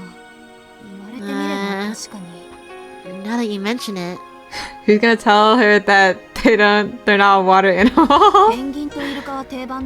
Right? I've never seen one in an aquarium before. They're like zoo animal. Yeah. Wouldn't they? Yeah, they'd be like on like the ground of a zoo. If penguins and dolphins are standard fare, you'd have thought they would at least have a giant tortoise. What were they thinking? Alco said, certainly something like a giant tortoise would be boring and unpopular. She was sensible enough to read the room, however, and kept her thought to herself. Let's go, Alice. We have tickets, so we can skip the line. A few moments after the giant tortoise fiasco, Presenting the tickets they received from Sojo, they headed toward the once popular entrance. From the entrance gate, the corridor stretched into a dark hallway completely illuminated in blue. I'm such a sucker for like when aquariums do that thing where you like go under a tunnel, a water tunnel. Oh, I love the I water don't tunnel care. too. Literally. I'm like, Again. again. I don't care how many times they do it. I love it, and I'm sad when they don't do it. Figures and faces become more mere silhouettes in the darkness. There's no darkness born from magecraft, but a man-made area of twilight. Oh. My lids get burned at the bright blue light. A world of shadow and blue, the only light being from illuminated tanks. The two witches continued walking down the artificial ocean corridor. Water tanks seemed like windows into hundreds of different worlds. Each had their own separate temperature environment. It was as if they were snapshots of the same place at different times. Mesmerized by the refracting images of the ocean floor, the housemaid's conversation grew sparse. That reminds me, Alice. You have this huge mansion without a pool. What's up with that? Figures, you come to an aquarium and that's all you think about. Wanting superfluous things is a bad habit of yours, Aoko. Aw, pool isn't superfluous. Besides, aren't pools more common in England than Japan? Or could it be you can't swim? I spent enough time in a swimsuit. I often swam in the lake as a child. And I never once lost a race to our big Saint Bernard. I need to see this. A Saint Bernard? Wait, don't tell me. You had trouble with your breathing, didn't you? Spare me the swimming lesson. Crawl, butterfly. The people who invented those were probably half fish anyway. Doggy paddle. Clack, clack, clack. Their pace was more delicate and solemn than a stroll along the beach. It was a sort of absent-minded chat one might hear between girls anywhere in the world. And here, the only thing to do was look at blue screens. They didn't want to draw the fish. Yeah. I'm surprised you were willing to leave him alone in the house. You're not worried he'll go snooping in the West Wing, are you? He can't possibly be that foolish. Besides, it'd It'd save us trouble if he did. it's not that. I just don't think he's the type to break his word. Hills. Daddy was not. Ako nodded, her long hair waving back and forth. A certain gleam of surprise in her eyes. Yeah, they left him with the iPad at home. He won't do anything. He's got his animal videos.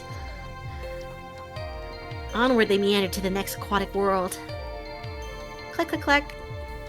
By the way, is this your first time at an aquarium?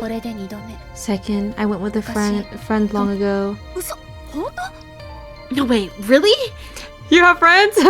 You have friends? Yes, really, more than 6 years ago when I was still in England. Oh. No, I mean the friend part. I think you said you didn't have any friends. That was a long time ago. We even had the same name. We used to play all the time, but we fell out of touch. That's right. Alice may be a pretty common name over there. Here it's all Ryoko or Hanako and such. Indeed, our names referencing colors like Aoko, Akako, Kuroko, or Shirako. They do all end with ko, don't they? To each their own, a society of names. The swirling of the waters was dizzying, much like the hectic world of humans. Their hands swung back and forth as they walked toward the next world. Incidentally, Aoko, what exactly is your plan for him? Well, once our current issue is resolved and things calm down, I'll find the room for erasing his memory and I'll forget we ever existed. He won't be a bother for much longer. A bother to whom? Me? Like, she doesn't bother me. Who said that? I don't remember saying that. Oh yeah, obviously. Wow, this fish is really pretty. It makes me want to swim. Hey, we should go to the beach next summer. The beach? You mean by the ocean? Of course, you know, fun under the hot summer sun, sand between your toes, watching the sunset on the horizon. We couldn't go this year, so why don't we go together next year? Your optimism is exhausting, but it does sound nice. If we manage to survive until next summer, that is. Clack, clack, clack. The two girls journeyed to the next oceanic wonderland, mutually taking in the sights. The visitors to these winter waters had begun to leave, satisfied by their tour. The sound of their footsteps heralded their farewell. It's over already? There's no fish. I didn't even get to see a single fish. They really didn't want to draw any fish. Or dolphins. An hour into the wayfaring sea voyage. Losing themselves in the maze-like corridors of seemingly endless exhibits, they somehow found themselves on the next floor. Ako had heard that the aquarium was situated on the top floor and was shocked to find out there was yet another above it. It was likely by design that the actual top floor could only be accessed from within the aquarium. Moments of intrigue such as this are what attractions were made for. Alice? Turning this way and that, she found Alice had disappeared. Oh. Her hoist mate had just been there, however, and Alko took to looking for her. Typo! Typo! So relatable.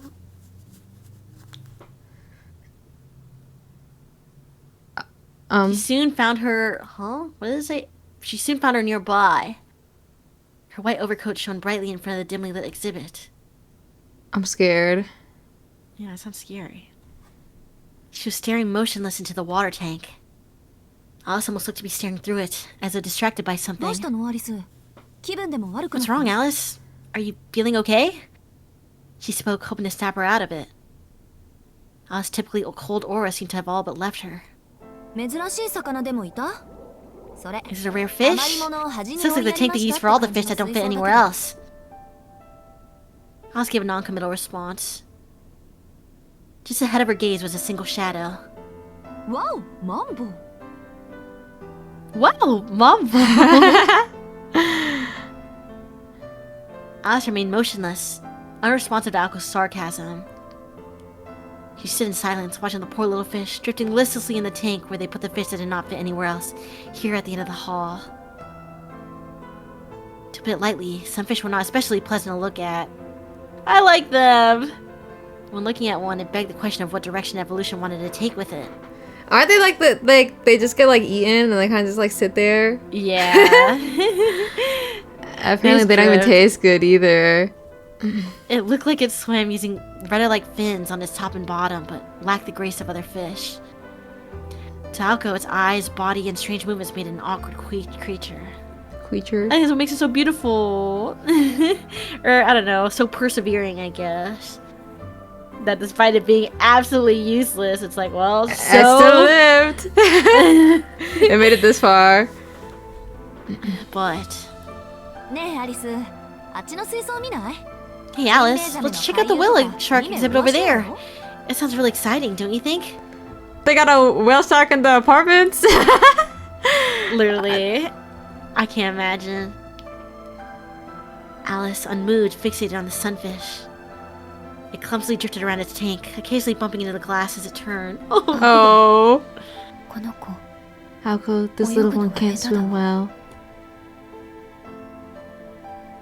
Alice extended her finger towards the glass and retracted it, feeling childish. Well, whatever. I suppose some fish have their own charm. It did not seem like Alice was going to budge. Resigning herself, Hako stayed with Alice while she stared at the cushion-shaped fish. They have eyes like pufferfish. It also says here that the females can produce more eggs than any other known vertebrate, up to 300 million at a time. What the? Damn. The babies become prey to other fish, so in a way, giving birth to so many is a means of survival for them. Though Alko seemed to be taken in by the biological details of the fish, Alice couldn't have cared less. She was lost in the ebb and flow of emotions between wonder and woe with every clumsy bump of the fish into the glass. Out of nowhere, she softly spoke. About before. Huh? Before? When? About him. About leaving the house in his care. This fish reminds me of it. He's so useless. And he keeps bumping into things. It seemed like Alice had returned to her normal self. Wait, it's kind of like him though, if you think about it. She's kind of right. No, I don't think he's that bad. There was that cold aura. Whether inside the mansion or out, that stubborn chill that pushed people away was back. I haven't changed my mind.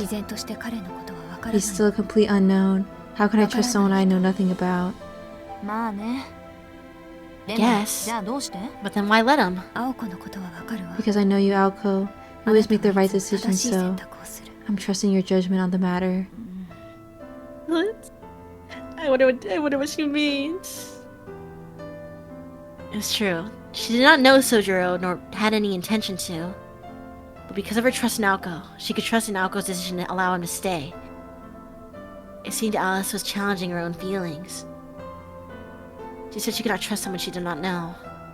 In other words, she wished to trust him, and in order to do so, she needed to know more about him. I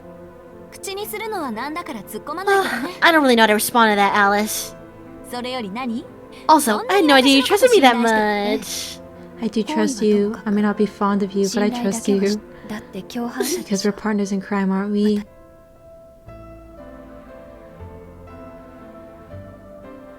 Her white coat swayed to and fro. Just like that, their short excursion had come to an end.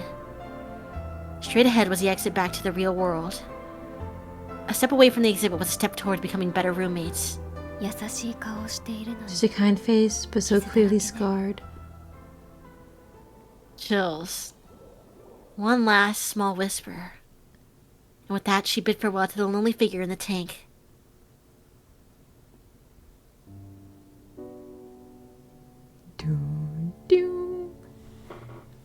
The sun set early during winter. By 4 in the afternoon, it had already fallen below the horizon. Evening seemed to arrive at the mansion earlier than in the city. I see. Now I know all about crocodiles. I can't. I was thinking like, wow, this freaking novel is so beautiful sometimes and so pointful, and I don't know. And then they bring it back, and like the beautiful music chimes in and shit like that. Now I know all about crocodiles. Right, but his whole day was kind of eventful. Now he knows. For him. He's like thinking about nothing else. It's true. He relaxed on the couch staring out the window, having had his fill of crocodiles. Once he sprawled out on the sofa, his body refused to move. Maybe he'd always wanted to try it. After three straight hours of crocodile watching, he intently pondered what it would be like to laze there for the remainder of the day like a reptile. He was a scaly. Just as he was considering the opportunity to nap until Aoko and Alice returned, an unnatural noise echoed through the halls of the mansion. Sluggishly, he rose from all fours to a bipedal state, as if undergoing an evolution of his own. Please no one attack him. I'm scared, actually. I'm scared. I'm actually scared for some reason. It was a knocking sound that repeated itself regularly, with patient pauses in between. Oh. He recognized the cadence from something he'd experienced at his apartment before. Oh, really? A newspaper salesman? Oh no. No! I'm scared! Don't open the door, stranger danger! Making for the foyer, Sojiro was impressed that they hadn't hiked all the way up the hill. The knocking resounded eerily. Without a doorbell of any kind, visitors had no choice but to rap on the door using whatever they had in hand. It would take a literal iron fist to produce a din, Sojiro heard now. Oh. From his position in the hall, the front door looked like an ornately built fortification. The sturdy double doors looked as though they could withstand any onslaught of blows. But now they rattled in protest to the repeated knocking. Whoever the visitor was, they seemed determined to breach the castle gate by force if its defender refused to sally forth. Fortunately for them, Sojiro was sympathetic, having experience selling newspapers himself. Hi, Just a second. He knew what it was like to be in those shoes, so was unsurprised by their persistence. I'm scared. I'm scared. Oh, it's the lady. I'm scared. Which Which lady? The evil lady? the casino? Oh, the kiss. No. Um, Isn't she evil? I don't know. He got scared of her last time. Literally. There stood the second surprise of the day. It did say scarred red in the chapter title.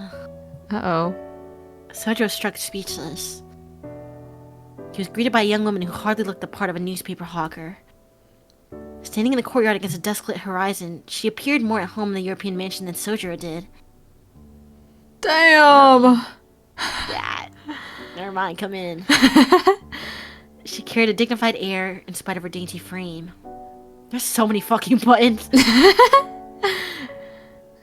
While a tad shorter than Sojiro, she was tall for her sex.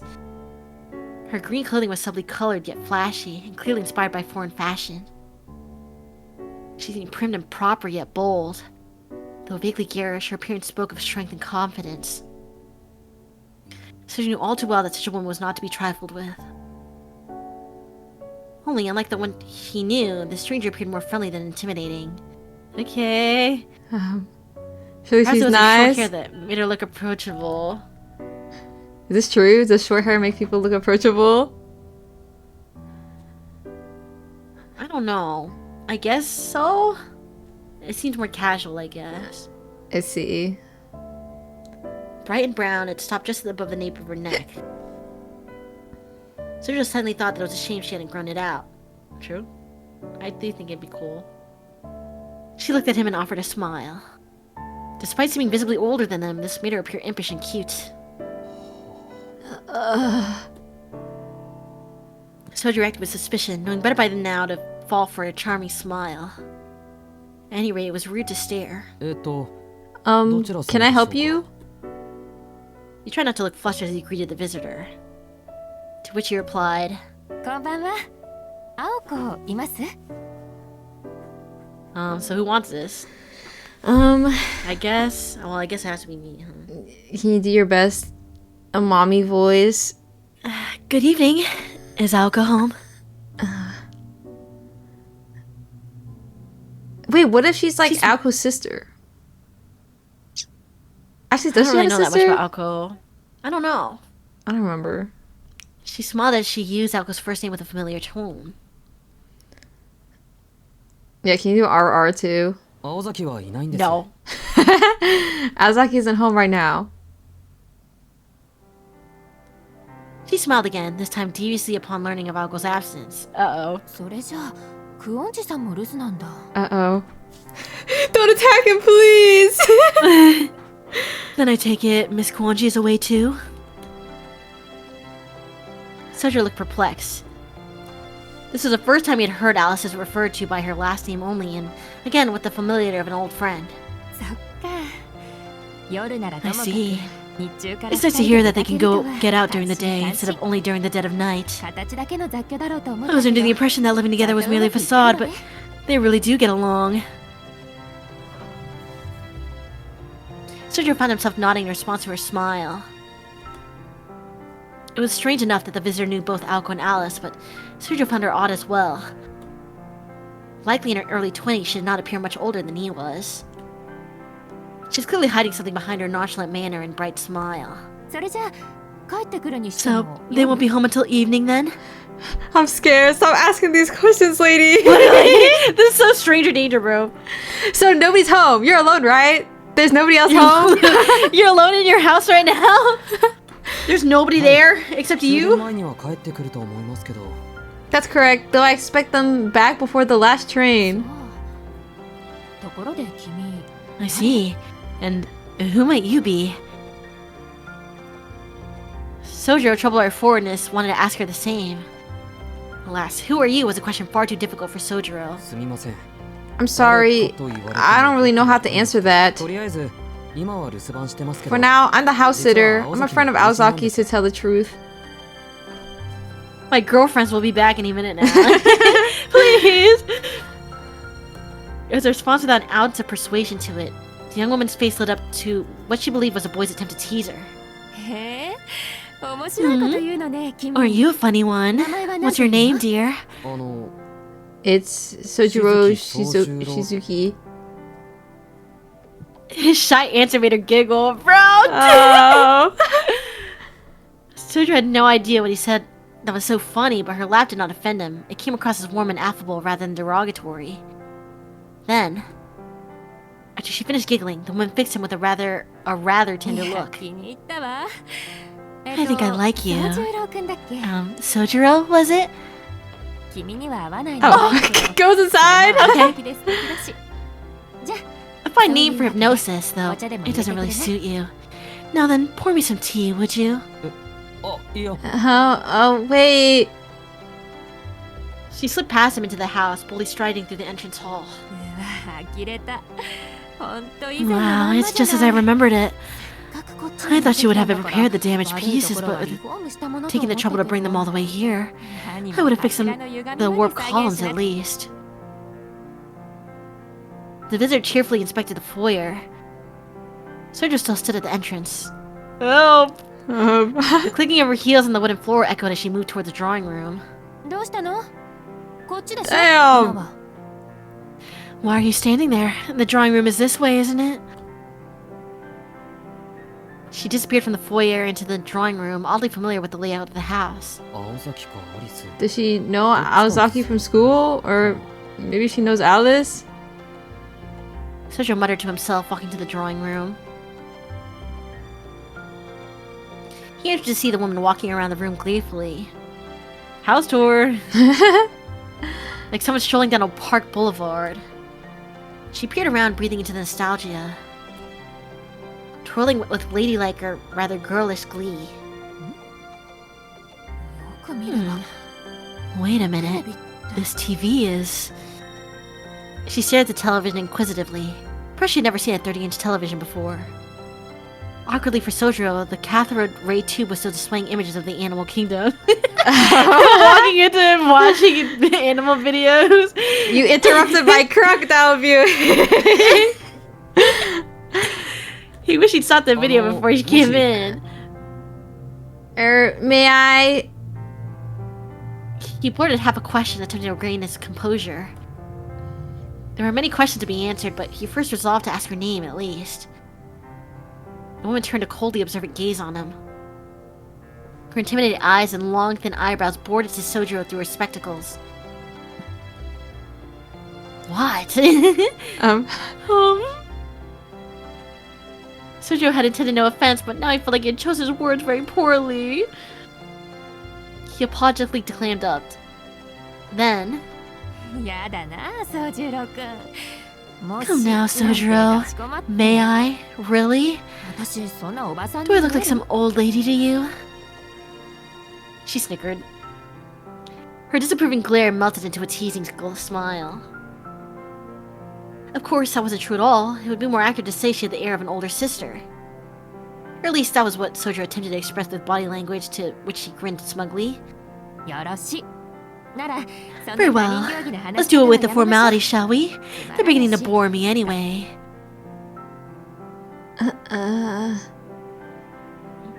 Lady. Without making a sound, she took an effortless seat on the sofa. As naturally as if she belonged there. Her posture and movements exuded sophistication, and she required no words to instruct him to hurry along and make the tea.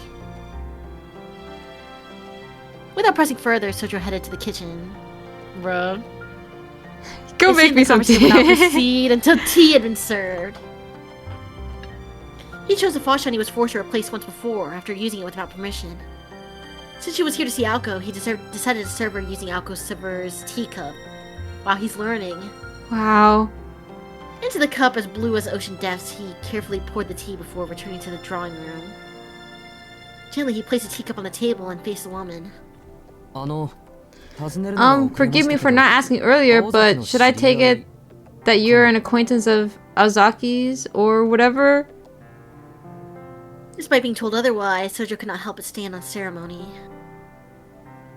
His clumsy effort to make the question sound casual only jumbled it further. The visitor's eyes narrowed again in displeasure. That's what I mean. Would you stop calling her Aozaki? It's beginning to grate on me. Just use Aoko. Dang, that's a blue cup. The woman kept the rest of her expression indifferent as she slowly raised the cup to take a sip. Smiling, she tolerated the tea that Aoko and Alice regularly criticized as bitter and clumsily brewed. Sergio had yet to learn that society thoughtfully awarded participation trophies to people merely for trying, regardless of the outcome.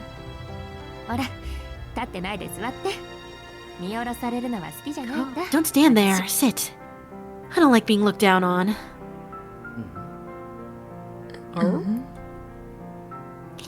Sergio tilted his head, noting a slight familiarity to her manner of speech. It was almost as if they'd met somewhere before. Wait. The sight of her sitting on the sofa began to stir forgotten memories. Noticing his reaction, the woman became visibly delighted. You remember me? I can tell you I was surprised as you are. I came all the way here to see Aoko. Instead, I find you standing there to greet me. Oh. Now that she was chuckling, Soji remembered everything. He had only glimpsed at her for a moment, but there was no mistaking it. It had to be her. The woman smoking the long cigarette who had cleaned out the pachinko parlor. You gave me quite the fright that day, Sojiro. You took one look at me and ran away. How terrifying you must think I am, reacting like that. You hurt my feelings, you know. In spite of her words, she clearly enjoyed the memory. She was right. He'd mistaken her for the murder shadow Aoko in the park from the previous night and fled in mortal terror. Even though it was clearly a case of mistaken identity, he could now see why he had mixed them up. That's why they feel similar. Finally, Sojo realized who the visitor was. He chided himself for not realizing it sooner. You must be... Just as he was about to say it, she held up her hand to interrupt him. She pointed at him like she was aiming a gun. Forgive me.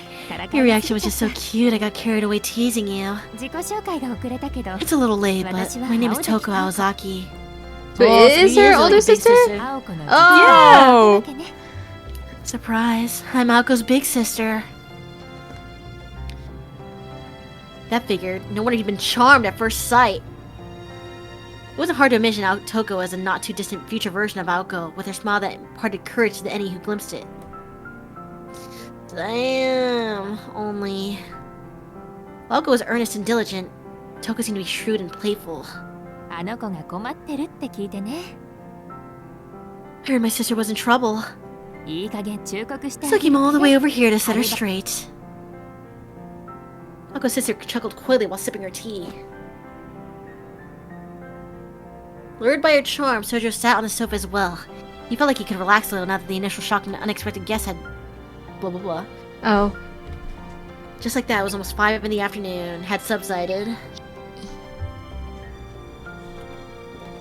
Aoko and Alice will be returning from their excursion soon. Sylph? Like, you know, wanting to fuck a sister isn't like that crazy though. You think so? Yeah, I mean...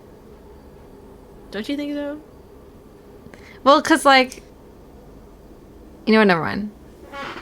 Okay, sorry. This was Misaki City's only subway line. Only half a year had passed since its opening. At the end of the fairly new platform, there the two good girls stood. The time was 6:30 in the evening. They'd been idling around for 20 minutes since returning from Arisaka and had yet to return to street level. Yeah, Dark, what do you mean by that? I'm scared. I have a hot sister. I kind of hate her, though. Okay. Oh. Awesome. We don't have to share everything in our lives. Aoko. There's a hint of irritation in Alice's voice. ちょっと待って。あともう一回だけ。ね。I'm not done yet. Just one more, okay? Aoko begged Alice, hands together, trembling from the cold. was a weird sight to see her act this childish. No doubt Toby would consider this behavior more strange than cute if he were here. From the end of the platform, Akko peered into the creeping darkness to where the tracks led. あなたの趣味変わってるわ You have the strangest taste. I'm so sorry to say this again, but I'm having slime troubles again. No, you dropped it. No, it's stuck on my hand. It won't come off. So I'm really struggling right now, and I've been struggling for like about 10 minutes. You can't like just put your slime like I've been use the slime to for get like rid of the 10 slime. minutes. Is it drying I've up or been something? It's getting really stuck. Go wash your hands. Wash your hands. Wash your hands. Go put your slime back. Wouldn't washing my hands make it worse? Why would it? Because like adding more water to slime makes it like, and maybe you'll make it so diluted that it just like just goes off. I didn't drop it. It's just really sticky right now. Did you ever get like rid of everything from your pants? Yeah, no, that was fine. Oh. And I cleaned that up the day of. But Maybe you need a new slime. You need a refresh slime. This one causing too many problems. I need a different fidget toy. Maybe so. What would you even use instead? I'll get a fidget spinner. I start hearing that in the background. Shut up. I'm kind of surprised I don't hear your slime. I feel like that's kind of like loud. You need a stress ball. I was trying to be careful, which is why my movements were subtle, which means Be fast. Okay, I'll be right back. Oh, Google says lotion or hot water. Okay, I'm going. Okay. This is embarrassing for the second time. Man, this lady and her slime put a butterfly knife on throne. I feel like she ended up cutting herself. And my slime had two. I've made slime before once. I guess it's twice technically. But I don't know. I like threw it away after I made it because I don't have like a container for slime. But I think I'd play with slime if I had it, but I don't have any. There are dual practice butterfly knives. What's with this obsession, guys? Wait, is butterfly knife hand cam? Is that against Twitch TOS? Does that count as like being a danger to yourself, or no? Sorry, I have to inch my armpit. Most likely, but what if it's like the dual one? I guess maybe you can't tell, only if you get cut. True. Just don't make any mistakes. We want you to be able to protect yourself at Okai. I'm not gonna get jumped at my artist alley table. And I probably wouldn't be alone most of the time either, so. Don't make those noises while you're digging your pit. What do you mean? What noises? What noises am I even making? I'm just itching. It's not London. True. I'm not gonna get stabbed. What's with the Glock on the table? Yeah. Honestly, I should be using that so nobody steals from me. If anything. Start digging in your pit, twin. Yeah. You went Well, I'm sure people can handle themselves. Nobody made it weird until you did, Tego. So maybe you're the one with the rotten mind. I'm noticing. Does it smell though? No, it just smells like deodorant. Can I get a discount? What if it's good on their table? Yeah, we will not be having this. Not even the weirdest noises Moz has made. I feel like I don't even make weird noises. Also, no, they do not. They don't allow any like guns in cons. They literally have like the search the metal detector when you enter. What kind of deodorant do I use? Why do you want to know? I use the Dove one. I think it smells really nice. Also, hi Claude Frags and Leo and Tango and Voodoo and Dark and Orm and Jeffrey and Gio and Magical Muffins and everybody else that I didn't say earlier. My bad, guys. You know how it is with the reading stream. Okay, I still see your guys' messages. And August and Guilty. Come on, guys, get your highs right now. Get your highs before something comes back. Yeah, just ignore us. Well, I don't know, guys. It's awkward saying hi when there's another person in the room. Okay. Bye, Anibo, and Queen, or hi Queen, and ISO. Hi, it's Kerbo. Hello. Rewriting this hi is true. Dude, okay, speaking of writing the hi from people saying hi to you, I resubbed my Prime on Super TF's channel, and I said Aga, and he said Aga again,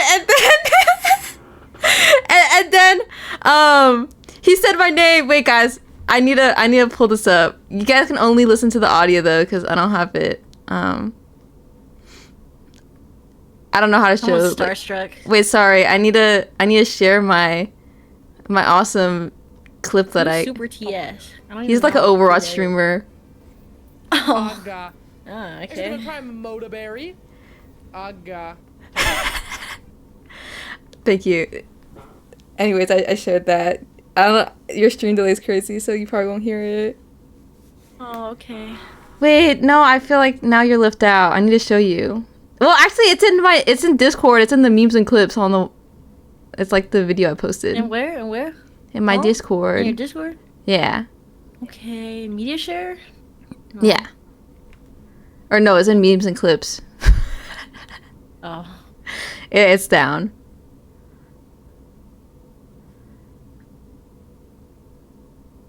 I don't know.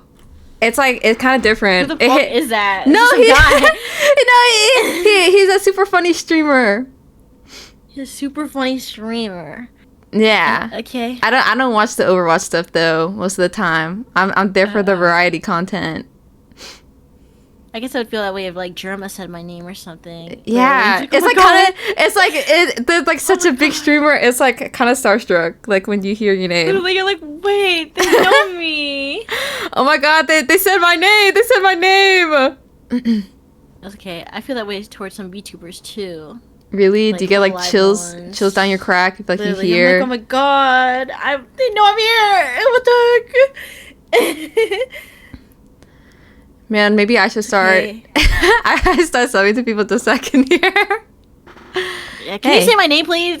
Please. Please. I hear it. Do you get out of your hands?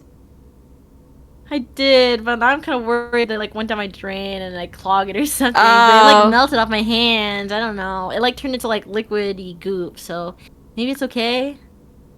I'm done with this thing. I can't As do long it as the anymore. pipes are still running, I feel like it's fine. I'm gonna get a fidget spinner. Okay. I can't do this anymore. Can you say my name? I'm a big fan, Aga. Hi, Oh, there's Leo some nice BSTM. Oh, what, the fidget spinner? You looking right now? they're actually gonna be they're gonna be a little loud during stream slowly. Unless you like do it on your table, maybe. But I forgot where I put it. It's only emotes to say my name, and I feel like I'm being one. frowned upon. That's not true. That's not true. Yeah, Everyone he's starts getting excited and wagging their tails, right? yeah. Maybe I threw it away because I thought it was better than it. No. I'm sorry. Whatever. Okay, I'll just sit here politely, not doing anything. Wow. You should just be like me and like shaking your chair. That's what don't I wanna do. that. And then my model like Just jiggles around vibrating. because I keep moving my legs. It looks like my model's broken a little. I don't want to do that. No. I feel You feel what? like I have to do something. I don't know. I should just move my hand. It's okay. I'm fine. You I'm really gonna don't have open your it up and fidget start spinner picking. around? I don't know where I put it. I got one as a gift for Christmas. And then I don't know where I put it. It's mine. It's Gift for mine. Christmas, so we give you a fidget spinner. Yes, I did. Wow, how thoughtful. I did. Wow. I miss it now. Whatever, Wow, I'm ready, and I'm you got ready. rid of it. Wow. And it was a gift. Well, whatever. Any other day, she would have been fine heading back by herself. But today, she was in a good mood and decided to humor our girl. Knowing full well that her rare spells of positivity were about as fragile as freshly fallen snow, she hoped to go home while she was still in high spirits. Eyes closed, her placid demeanor conveyed her feelings well enough. Thus, the two of them waiting on the platform alone for a subway train they had no intention of riding. The subway had recently opened for service. The people of Misaki were humble folk, and for now, few passengers were drawn to the novelty and high prices of the new train. Thanks to the low foot traffic, the platform was still as good as new. There was something primeval I don't know how to about a pronounce subway it. devoid of people. It was a picture of tranquility free of human interference. Not just silent, but lifeless. You want me to take over? Yeah, you know what? I'll just sit here. This was a realm this was a realm unmolested by living creatures. Wait, why? Stop the video. This is interesting prose going on. Where only speechless organisms dwelt. The harshly artificial fluorescent lighting underscored its soullessness. It was a cave where light ended and shadows began, where riderless vessels disappeared into the dark. The platform was wedged between two tracks like a jetty. What the heck is a jetty? Built upon a subterranean sea. It's like a boat or something. In this place, far removed from the world above, Alko waited with eyes closed for the familiar rumble. It was she who had proposed that they delay their return and rest at the platform. The reason was simple. Alko Aozaki enjoyed the soothing sound of passing subway trains. I probably won't get to see any more live bands this year, so at least let me have this. Oh, she had said to Alice, her eyes still closed. Alice had neither nodded nor objected, and so they watched 3 trains come and go. Jetty is like a mini island? Oh. Silence fell again. Alko waited for the next train with anticipation. Alice sat and stared at the tunnel wall patiently. According to the display board, the next train was due to arrive in 5 minutes. From the dark tunnel came wind and rumbling. Oh. A purposely placed bounded field now surrounded the platform. There was no sign of any station personnel, and entrances and exits were few and narrow. The lack of bystanders made the field hardly necessary. Suddenly 6 figures appeared in front of the stairs to the surface. They all shared the same face? They're getting jumped! Motionless and with smiles like the crescent moon, they stared at Alko and Alice. I can't believe I missed that. Alice let out a quiet, dejected sigh. Alice, what's wrong? Must you ask, didn't you notice that you and I were the only ones to get off at the station? I mean, the subway is usually pretty dead anyway, so... Aqua trailed off, tutting in annoyance. So, what tipped you off? The impending gloom I felt a moment ago. I'm not entirely blaming you. This wouldn't have happened if we were a better team. Enough sniveling. They traded stoic and calm words, never moving or making eye contact.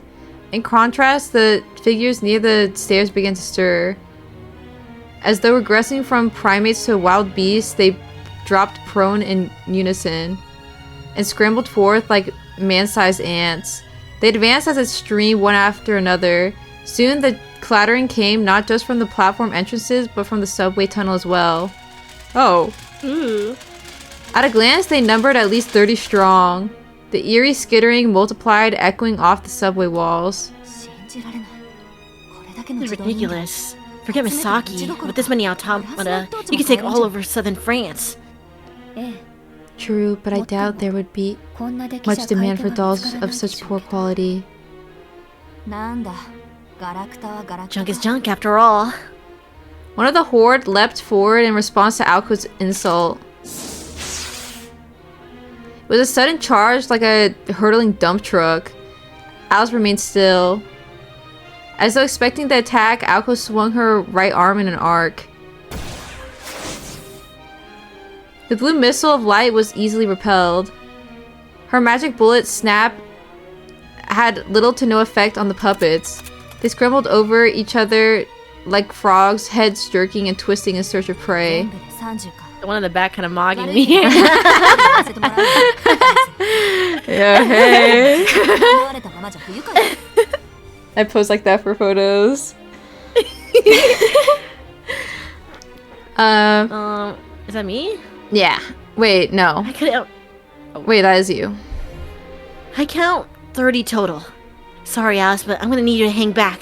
I can't have you thinking last time was my best. As she spoke to Alice, who was still sitting on a bench, Alco stepped toward the edge of the platform. Among the myriad regrets she still had from the amusement park, the House of Mirrors stung the most. She had been caught off guard in her last battle against that puppet. But today she'd come prepared, and she had Alice as backup. Alco ignited her magic crest. This time she would restore her honor and... Get behind me, Alco. It'll eat you too if you stand there. All it took to stop Alco was one raised finger. Oh. Where's that? No trust is hers. Alice, wait, you can't. Classic. In the depths of the ocean black, the bells of night chimed out. The jetty, as if embraced by a sea god like Poseidon or Wadasumi, became awash with white motes which seemed to engulf everything. You always leave a mess, Alco. Not to mention the next train will be arriving soon, and... Behind the white veil, her form blurred and stretched upward. She was like a melancholy ballerina. The figures surrounding the prima ballerina bristled in response to the strange aura. The puppets were inhuman, mystical vessels. They had far more reason to fear Alice than they did the human Alco. I mogged again. They began to flee. Dang. Whoever their master was, they sensed enough danger in order to retreat. However, it was too late. The dancers were captivated by their prima, transfixed in place, as if their Achilles tendons had been severed. Besides, it wasn't just you who ruined my mood. She removed her black glove. Unlike her subdued demeanor at the mansion, Alice's aura away from home was a biting, frigid blizzard that none could approach. Her discarded gloves floated down, settling on the platform deck. The pale haze grew even thicker. Terrified, the massive shadows cried out for mercy.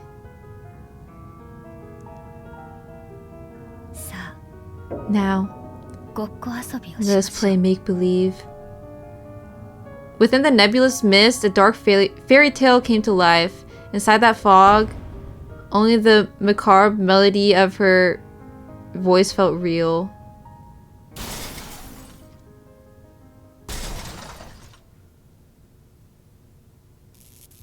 Oh. Oh. Oh my god. Feast, grind, crunch. At last, the final puppet fell. On the walls, on the floor, on the ceiling. The grotesque mechanical sounds of their demise filled the air. Good thing she didn't make a mess. Yeah, who is gonna clean this up? Their twisted streaks plastered the subway surfaces like indelible bloodstains. Some amorphous abomination had hastily yet slowly enough to savor the taste, chewed and devoured all 30 puppets. Only a lone severed arm remained on the platform. You had that thing on you this whole time? Akko spoke sideways to Alice, making no attempt to hide her disgust. The brutal gluttony they just witnessed had a name. It was the Beast of the Fog, one of her 3 great ploys, Kishaw. The Minster's Rosehound Wandersnatch. Alco's words stung, since Alice was the one harboring its true form. The great three ploys wielded terrifyingly powerful curses. While Wandersnatch had its uses in combat, Alco was not at all amused to learn that her companion had been carrying it around town all day.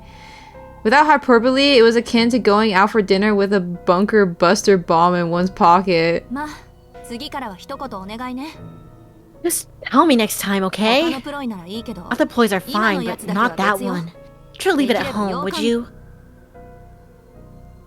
悪かったわ I apologize. でも It's just that I 最 haven't 近何も let 食べ him させて feed lately, so... Alice walked slowly toward the severed arm. Indeed, all she'd done was feed her ploy. No one had died and no blood had been shed since the meal was made of plastic. ちょっと Alco over there. Alice picked up the arm and beckoned Alco over. これを見て Look at this. Until now, we were thinking our opponent was a puppet master, but I think we were wrong. わかる Can you see この it? 人形た These ちは puppets are 新しす too ぎる new. この子たちが作られたのは17世紀 They must have 以降 been made no earlier than the それはそれで 17th century. 信じがたいこと Even that seems hard to believe. なんですって What did you say? I don't know what that means. Yeah. Huh?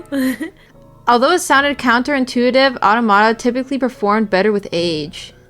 Since the 17th century, the magic concept of using puppets and mannequins had declined. Consequently, it became much harder to produce combat-effective automata. If one wanted to build an automation these days, it was far more cost-effective to train even a low-class familiar, and would be better constructed too.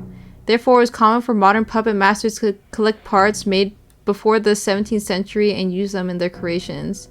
The high price of automata often came not from their antiquated combat abilities, but from the rarity of the parts used to make them.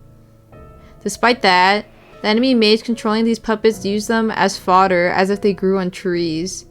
The only conclusion to be drawn was that their current opponent was a spoiled upstart with wealth, but no territory.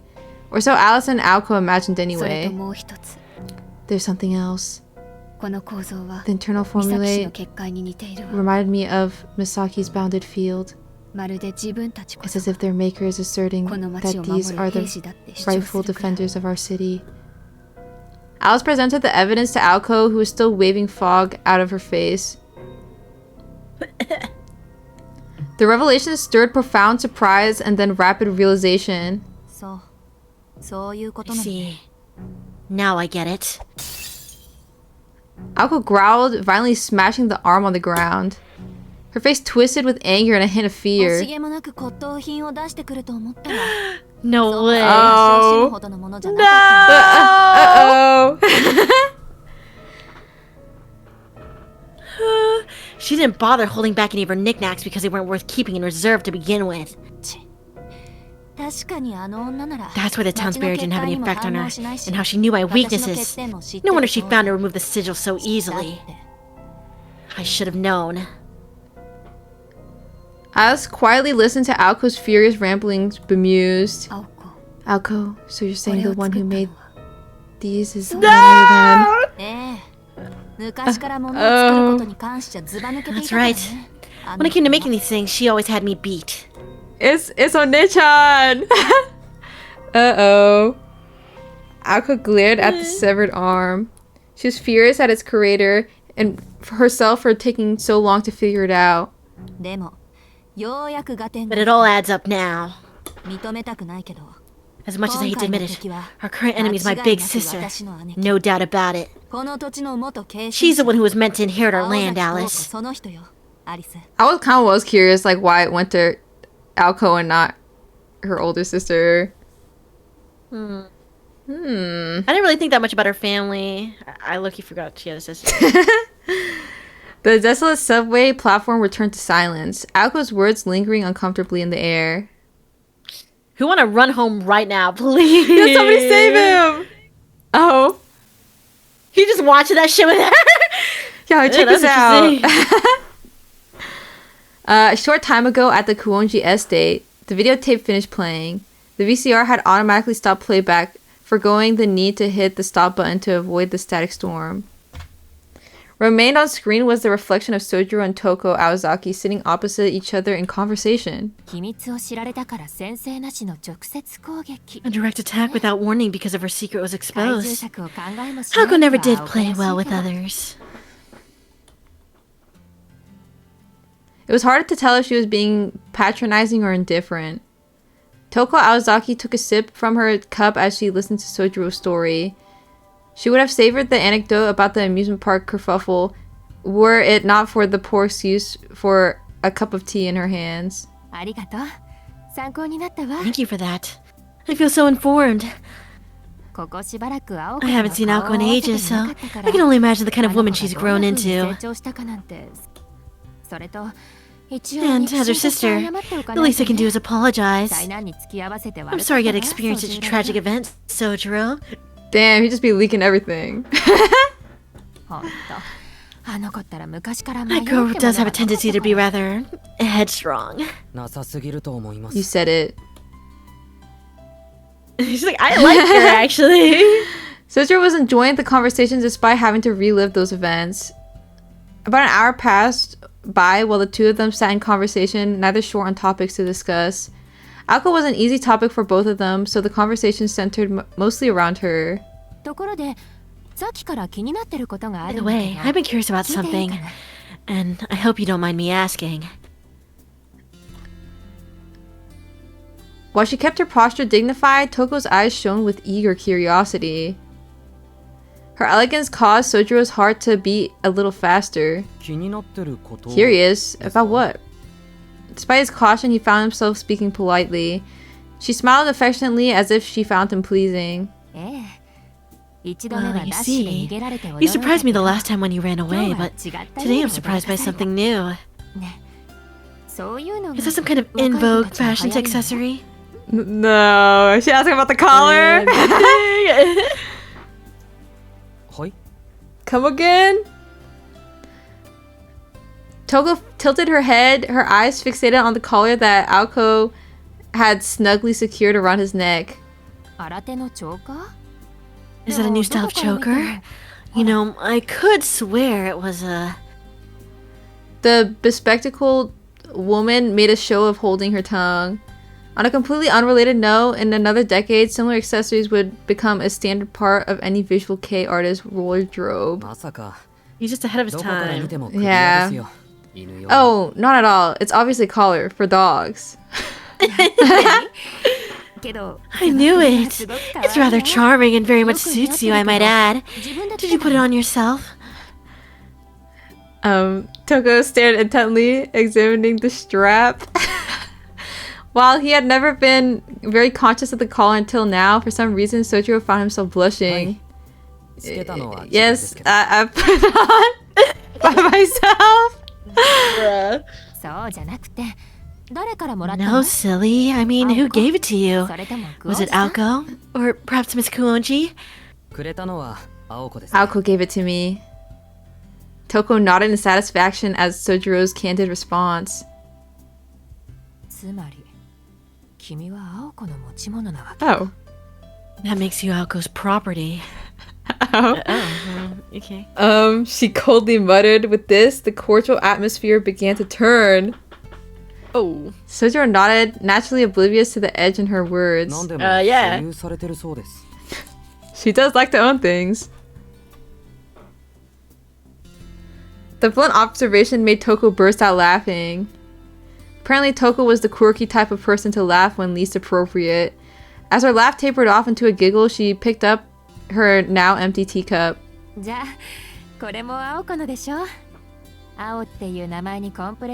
this must belong to Aoko as well? How funny, considering she hates blue things on account of the blue character in her name. Yeah, that's right. Would you like another cup? I'm not sure when they'll be back. No, thank you. Actually, they'll be returning shortly, as I calculated. Sojiro nodded along heedlessly. Finally, the strangeness of her phrasing dawned on him, and he tilted his head in confusion. Miss Toko? Toko sighed once. Forgive me, Sojiro, but would you allow me to take off my glasses? Uh-oh. No. I'm scared! He wondered why she would need to ask permission but nodded anyway. それじゃあお言葉に甘えて That's very kind of you. もう少しぐらいは Though I do wish I could have enjoyed more of your hospitality. Togo touched the temples of her glasses. If one were to look closely enough, one might have noticed the scars on her slender fingers. They were small, fine scars from years of repeated cuts. Before her fingers even left the eyeglass frames, the spectacles crumbled. It happened so fast that Sojiro barely registered it. The frame cracked into pieces, sliding down her face and into her lap. やるもんだ Oh. 30体を一瞬とはね Kudos to you, sister. 30 in one go. Not bad. The low voice belonged to someone entirely different. All she had done was take off her glasses, but her elegant grace had Her completely evil faded. face. Any semblance of warmth and kindness had disappeared. Sitting upon the sofa was a deplorable mage, her very presence darkening the room. What's going on? Those just sat speechless. Across from him was a completely changed Toko glaring back at him menacingly. More malice and magical energy was now emanating from Toko than when Aoko had tried to kill Sojiro. She seemed titillated at the prospect of the boy's shock at her transformation.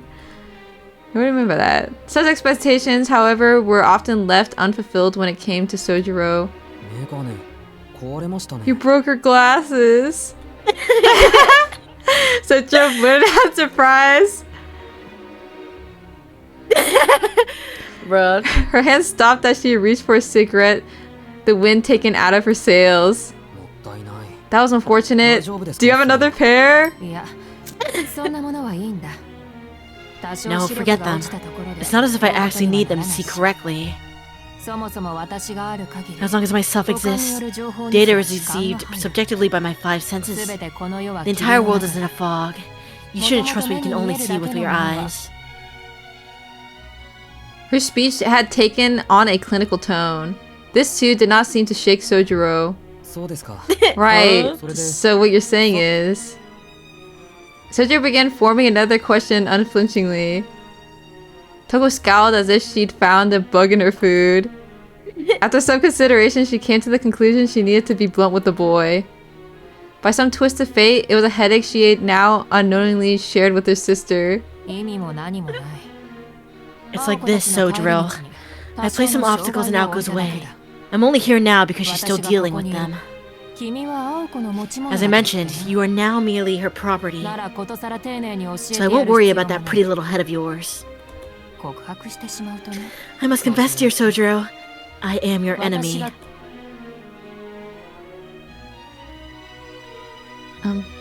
Oh. Though he understood her words, the clock's second hand would rotate fully twice over before anyone next spoke. They sat across from each other, eyes locked. Sojiro's shoulders tightened nervously. He finally understood the true danger of the situation. 驚いた Surprised?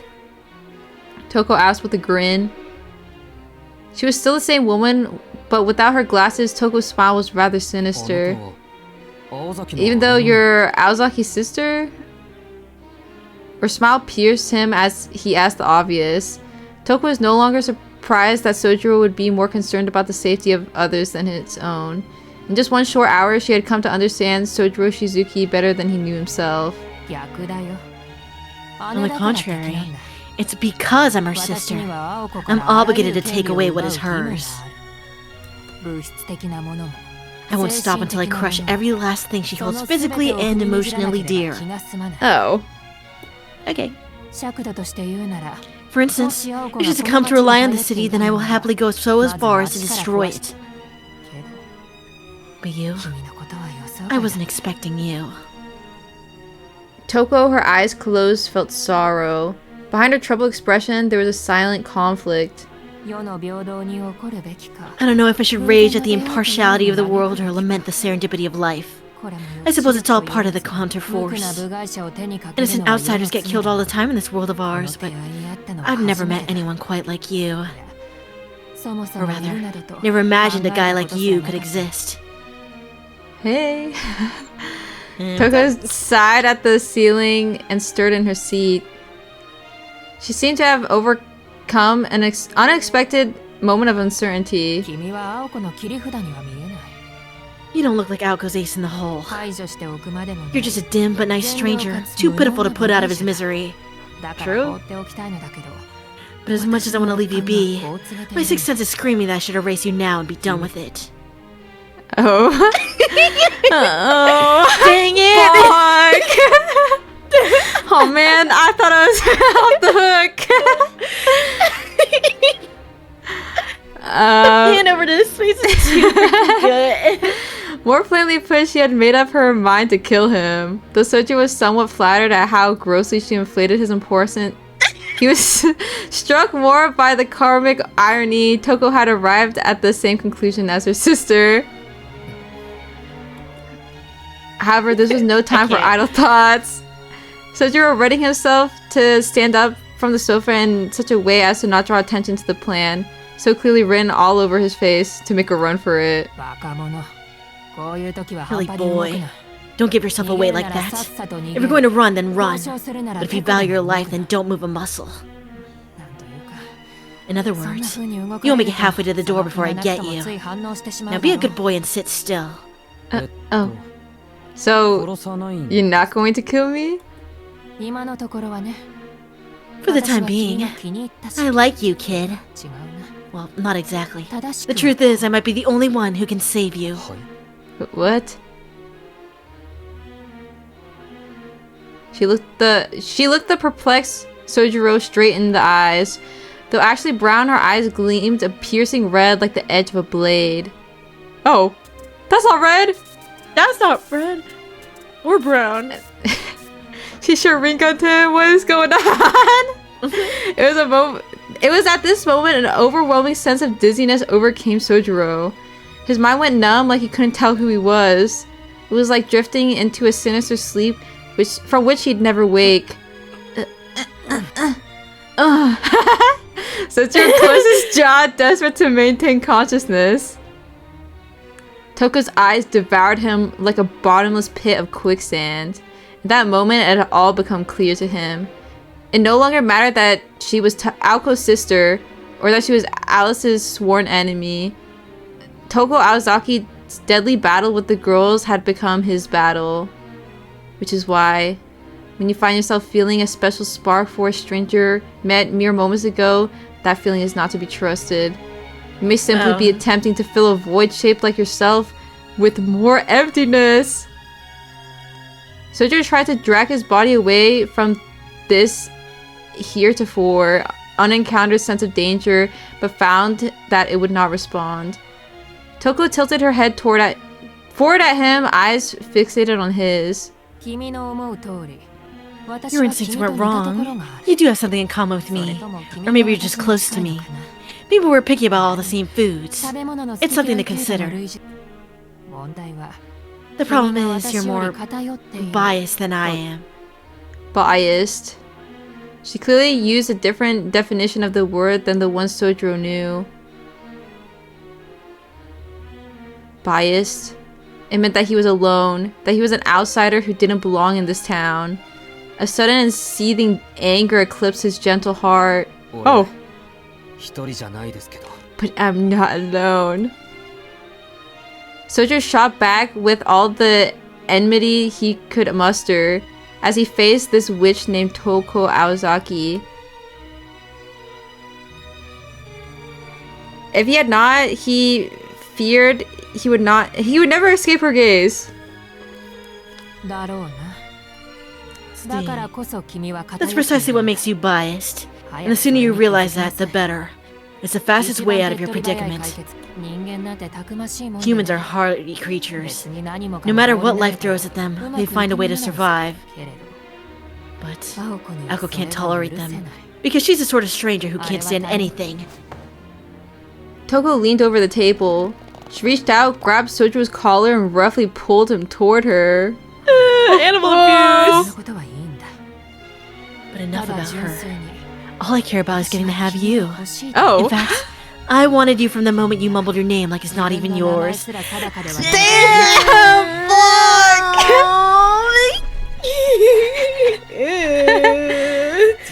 I got chills from that, actually. 自身が不能と感じる I want you with your lack of self-awareness and your sense of powerlessness. 未来というものが The future must seem like such a foreign concept to someone like you. Your mind inevitably looks to the past. しかし所詮ソアの前のモア But の just as ように moi, the lesser 正常な self, 流れ comes の before 前には soi, 時間旅行は the greater 押し戻 self, されてしまう the normal flow of time will always reject time travel. それも私にあって君に It's the same for me as it is for you. なんて I've done it again, 無様な haven't 私 I? なんて How could you 母親 possibly even begin to... Toko trailed off mid-sentence. As she pulled Sojiro closer, her own eyes reflected in his, she noticed the merciful expression on her face. Sojiro got to thinking. He held no hostility toward this woman. He bore her no grudge, harbored no desire to kill her. He was aware of only his anger and aimless compassion. He wished that he could give her the answer she wanted, but あなたの言っていることは I don't really know what you're talking about. Sojiro replied apologetically. A verbal reply to this visible question he pierced in her eye, or perceived in her eyes. Toko showed no sign of disappointment.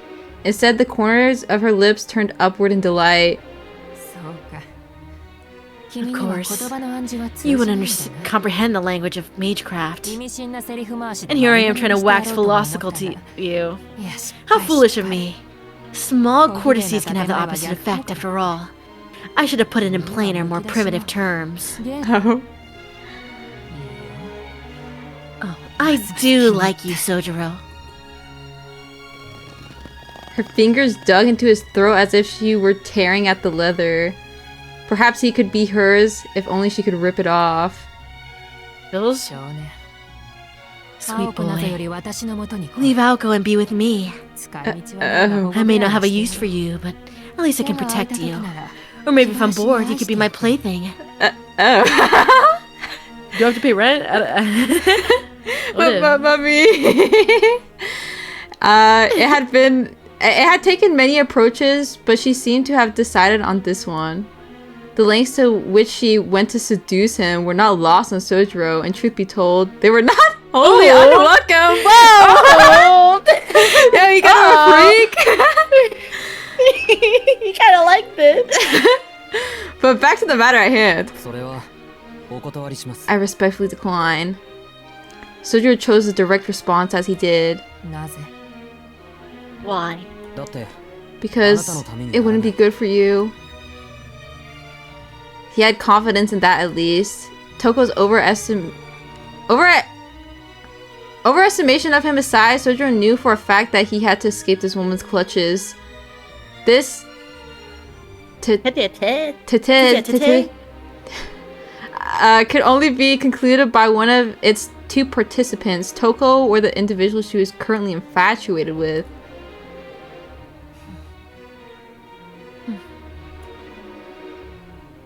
On a hunch, the boy mustered all the conviction he could feign.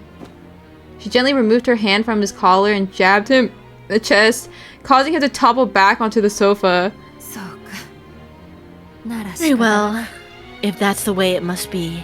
君も青子の I'll just have to think of you as Aoko's personal property then. The scarred red mage quietly stood up.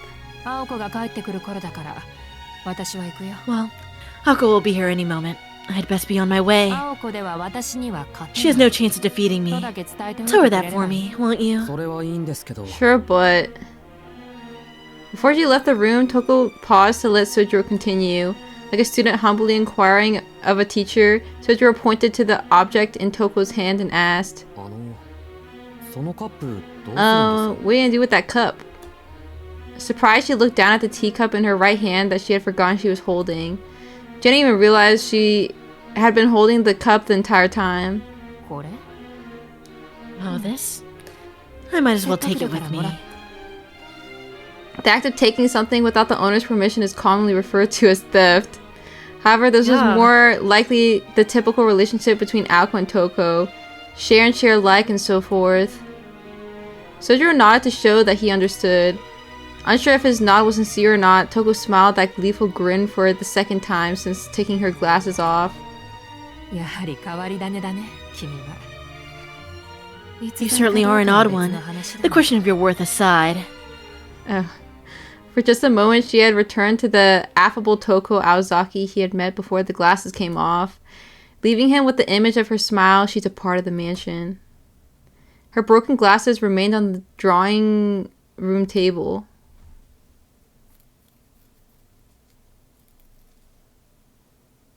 You wouldn't believe what just happened. We're home! What's up, guys? No sooner had the eerie visitor left did Aoko and Alice return home. Despite Aoko's sour mood, she seemed as merry as ever. Despite everything that had happened and their trip having its fair share of problems, she still had fun. Whereas Alice was her usual stoic self. Her manner not unlike a parent falling behind a rampaging toddler cleaning up their mess. The scene of their return was like something out of a TV sitcom, and lost in thought, Sojiro forgot to greet them. Did anything happen while we were out, Sojiro? Aoko asked, more so out of etiquette than curiosity, while removing her coat. Without answering, he stood up from the sofa. Yeah, it took up half of my day actually. Other than that, it was just cold. Want me to make some tea? Yes, please. You can't plan anything without a hot cup of tea in your hands. Sojiro was on his way to the kitchen to prepare a tea even before Aoko had finished her upbeat response. Wait a minute. Something feels off. He was following his same tea brewing routine as always, but somehow something did not feel the same. As though in a trance, Sojiro returned to the drawing room where they were settling down and placed the tea on the table. What do you intend to do now, Aoko? We'll have to search for her on foot. We can't play this one defensively. If we spend time fortifying the defenses here, she'll have more time to create more puppets. They conversed with each other while ignoring Sojiro's presence. Upon hearing what they said, he stood up and spoke abruptly. You're gonna look for Miss Toko? Yeah, who else would we be? Wait, what did you just say? Toko, she's your enemy, right? You just missed her. You just missed her. He answered so casually, Aoko standing there dumbfounded. Alice stood up from the sofa and went to where the two of them were standing. Her typically kind and somber features turned reproachable. Shizuki, tell me exactly what she did when she was here. We drank some tea, then she took off her glasses. Huh? No! I can't remember anything after that! What was once a clear memory seemed to have been scrubbed clean from his mind. Sojiro was overcome by the same dizziness he had felt earlier. Oh. A sharp, dry smack echoed through the room. What snapped him out of his haze was an unexpected slap from Alice. I won't warn you again. Never let anyone else into my house. Oh. Deep within her eyes, beyond the normal cool indifference, was an intense fury. Realizing, however, it was no ordinary anger, Sojiro understood how careless he had been. I'm sorry. This place is very important to you. I should have known better. A heavy silence followed. Both Sojiro and Alice stood there, chained to the spot by their own regret. Aoko looked on in amazement, wondering if they would stay this way all night if left alone. Okay, I know Sojo screwed up by letting my sister in, but Alice, you never told him he shouldn't. We're not children anymore, so how about we put this behind us and focus on the problem at hand, okay? Honestly, would he even be able to stop her if she wanted to? Well, what if it's like a mansion thing? Like, you know, opening the door? You're like, maybe. I don't know. I already feel like that stops at the gate, though. Yeah, she also did just walk in. Alice hung her head and sat back down at Aoko's insistence. Sojiro stood where he was, nursing his stinging right cheek. Pain was pain, but he knew how to take a knock. More to the point, the crisp strike from Alice snapped him out of his fog, jogging his memory. I remember, she told me to tell you you have no chance of defeating her, Aoko. Pretty full of herself. Anything else? She also said, well, most of it was small talk, to be honest. She said a lot of other stuff I didn't really understand. Considering the small talk was mostly about Aoko and her flaws, Sojiro decided it would be better to take that part to his grave.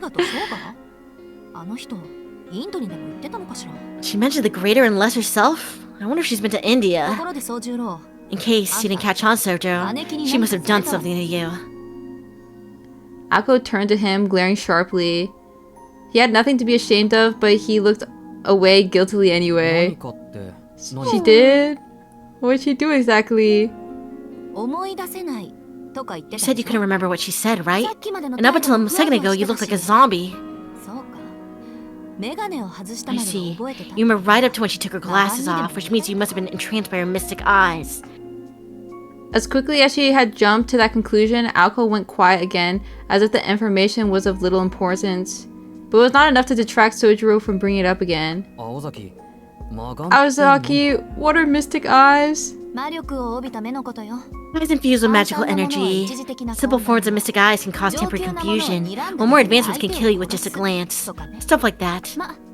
Eyes like Balor's are really just stuff of legends. If there were eyes like that, we could really use them right about now.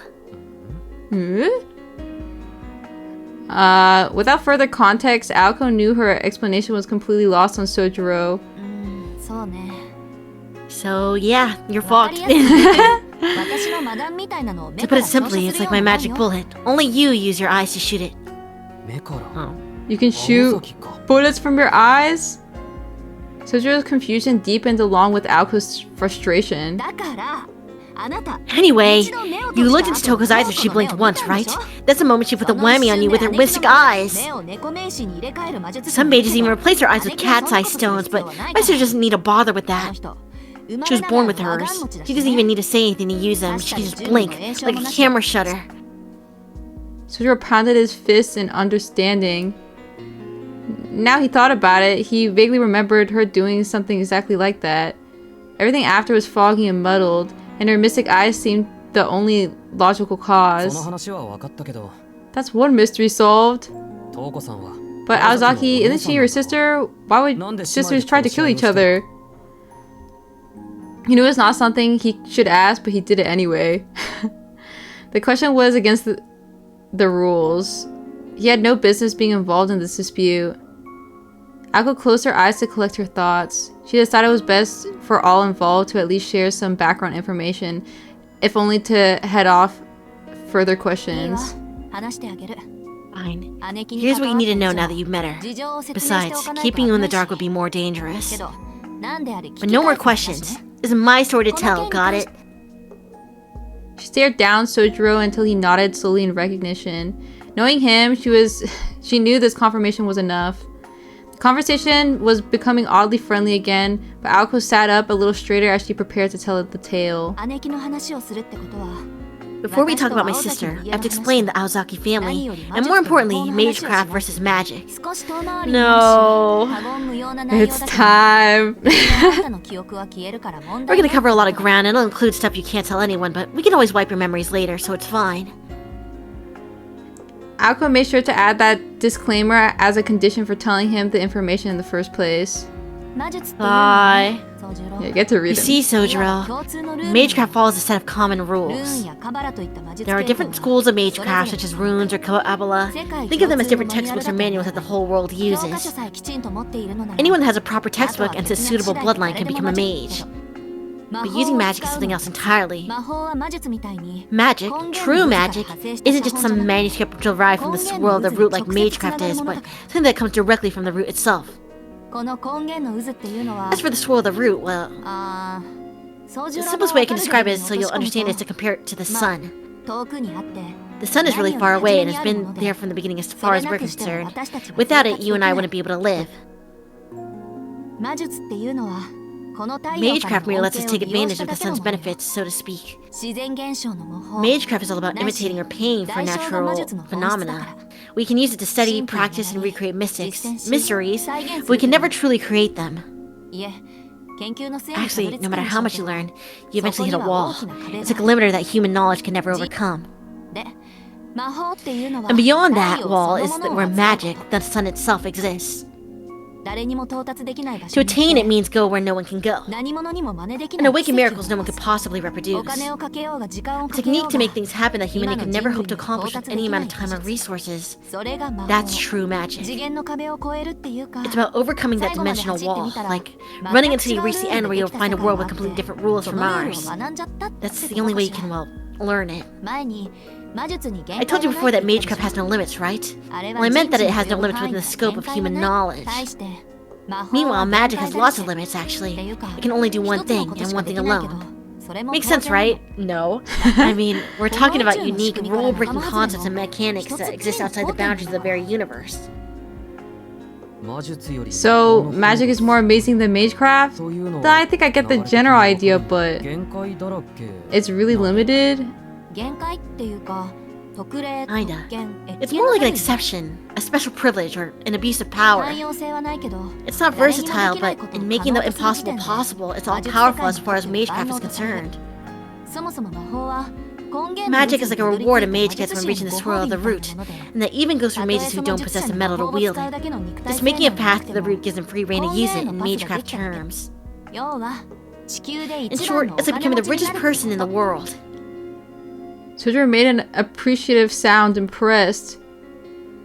On the other hand, Alice looked as if she wished to make many revisions to Aoka's account. The richest person in the world? In which case, does it mean that no matter how rich you are, only the richest person gets to have magic? I guess so, sure. Sometimes you sure get to the right conclusion for the weirdest of places.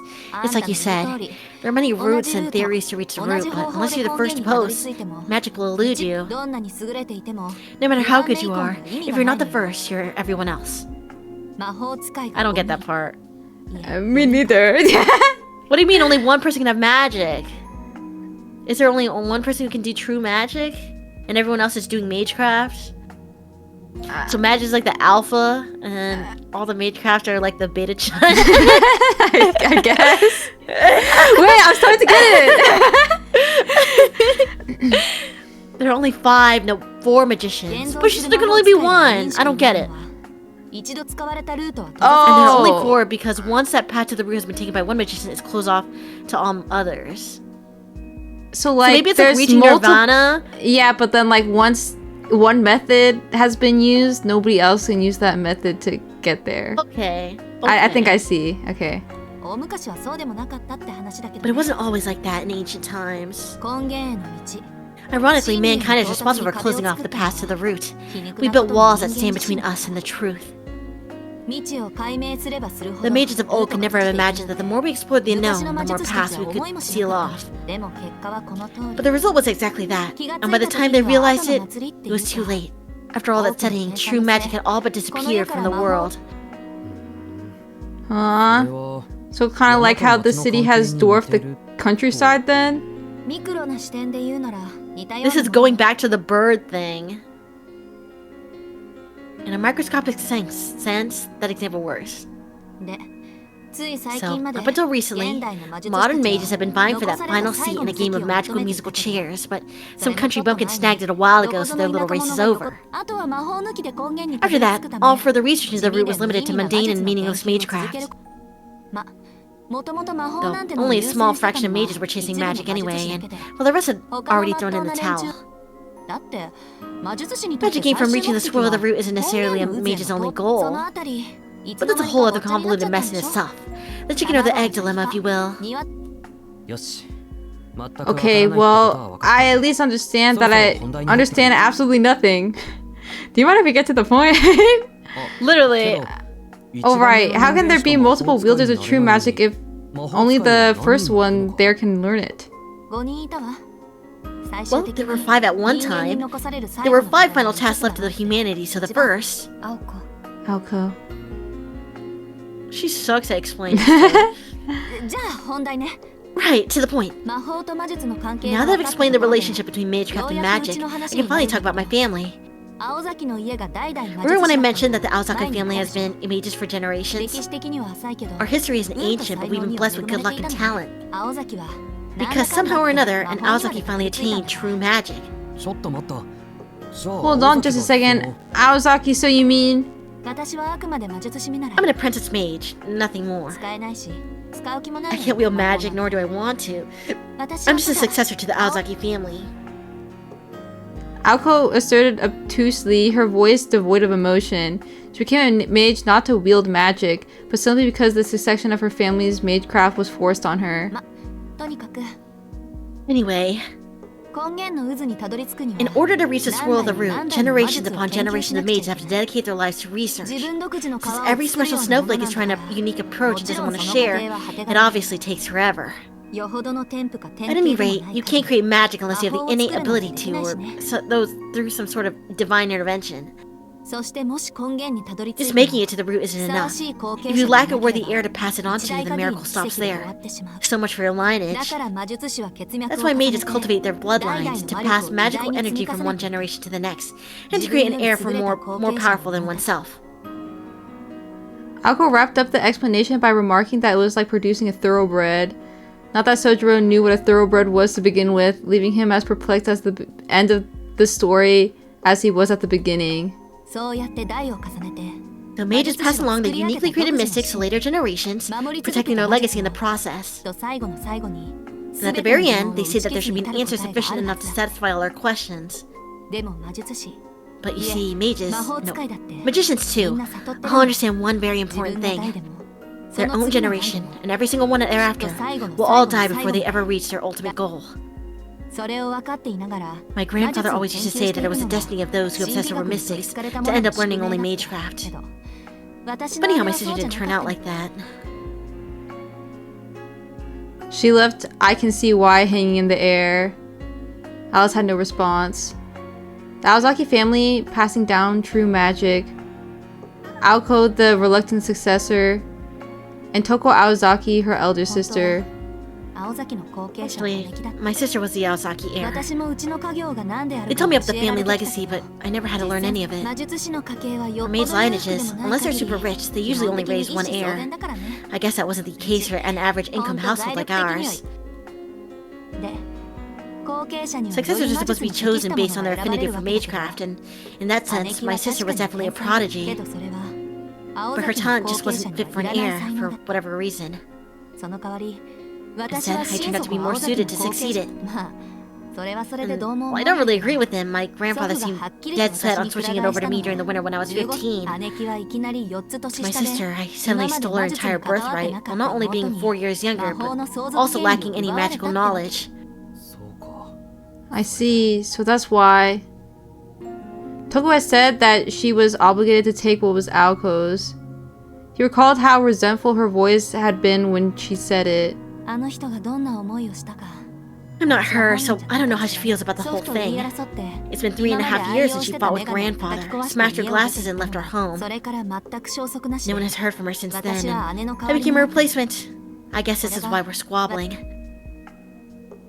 Sojiro thought the story was tragic, but Aoko's voice had a tone of relief in it.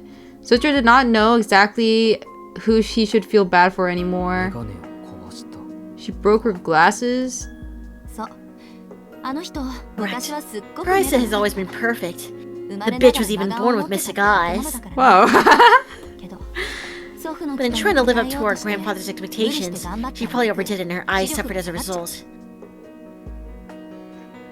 Aoko wrestled with the memory, not sure if she had everything down exactly right.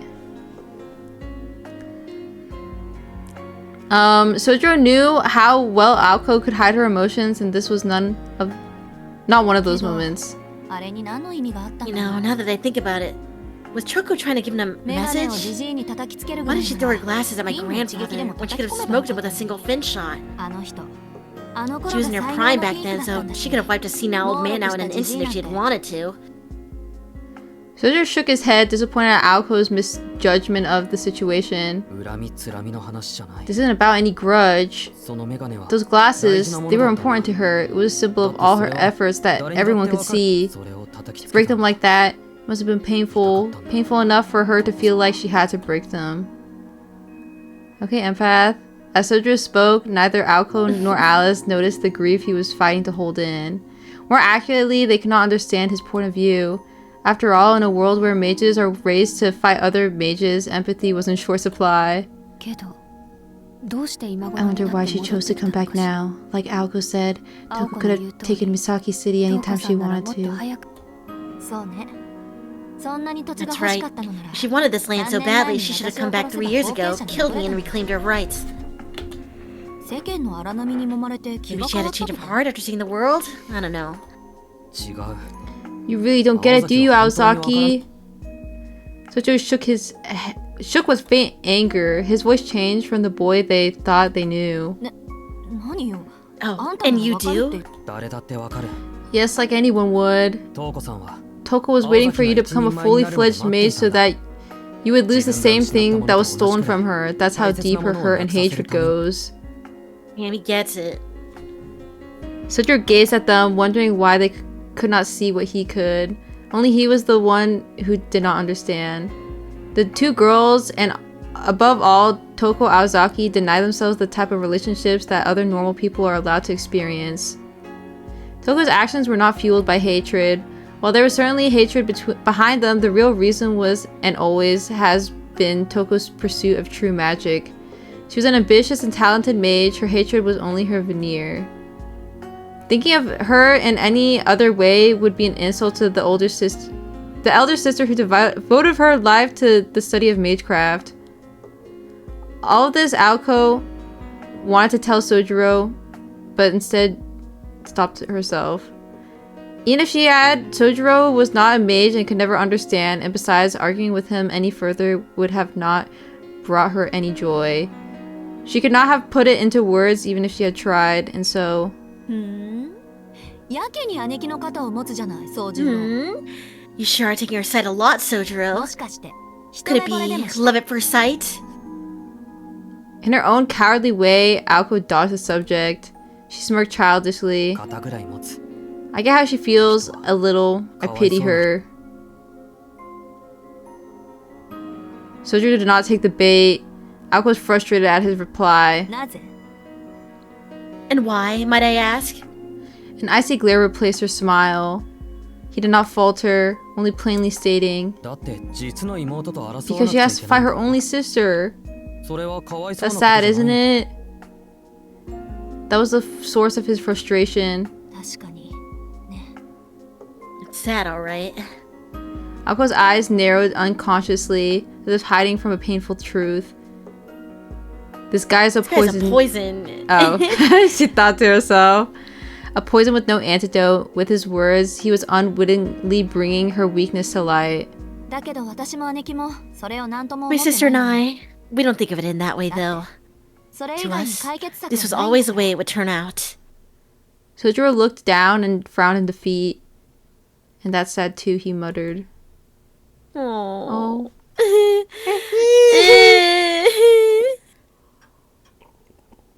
So sweet.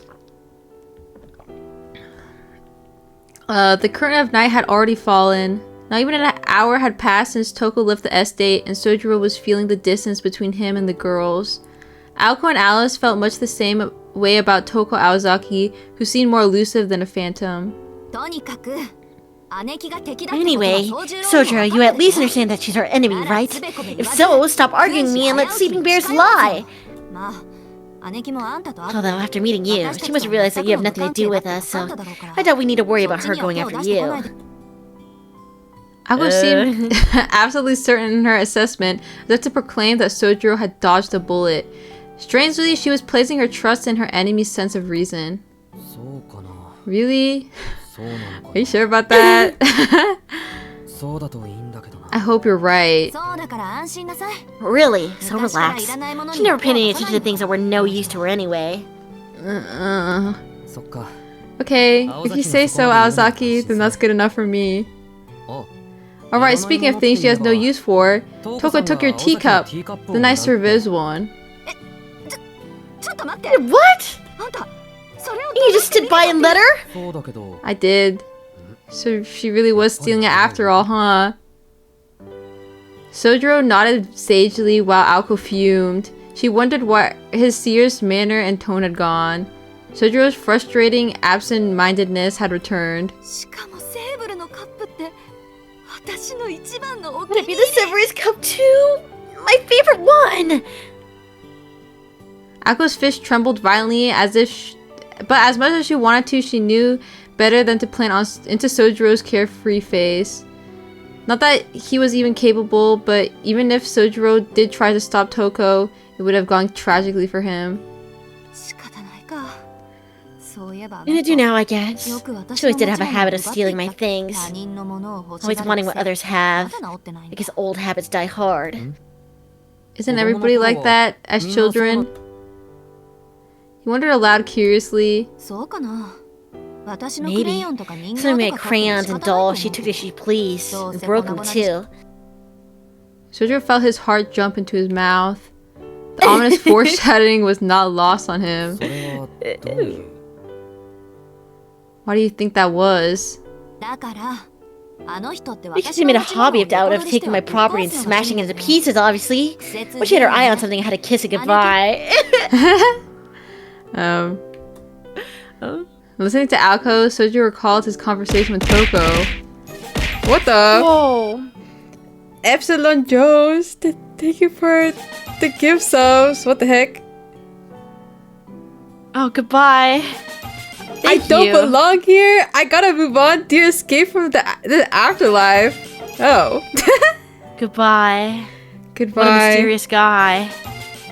Chills. Have fun. He stayed so long despite not knowing what was going on at all. I think he liked the face stuff, question mark. I think so. Anyways. Thank you. He hoped he was imagining it, but he vaguely recalled her declaring Sojiro Shizuki as someone's property. それは That is troubling. Sojiro's face turned grim, not unlike a detective at the scene of a crime. A scene which left no traces of evidence or clues as to how the case could be solved. でしょひどい姉貴なのよあの人っ Right? て She was a terrible sister. The worst. Unaware of Sojiro's turmoil, Aoko calmly sipped her tea. Sojiro watched as Aoko shrugged her shoulders before looking over to the drawing room clock. No matter how heavy the mood, time kept on ticking. 明日から Gloomy days ahead, I guess. We're the undeniable victim of today's injustices. Aoko looked ready to move on from the incident, adding, そうねでも今は Probably. そんなことよ Right り now, I'm 今 just 日 looking の forward 夕 to 飯の方が tonight's 楽しみな dinner. んだ Alice seemed to second that opinion with her silence.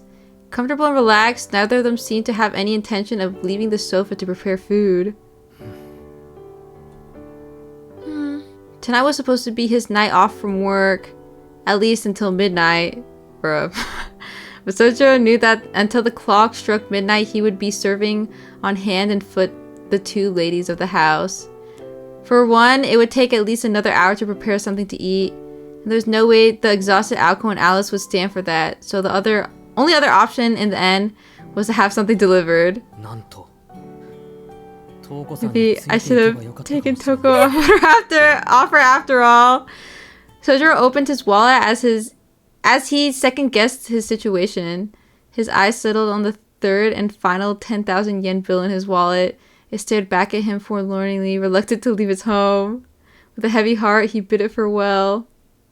No, he should have. Oh man, what the? That was a good ending. That was a great chapter. Short chapter? At least shorter than the others. That's true. The other ones are really long. I guess we're going into something scary.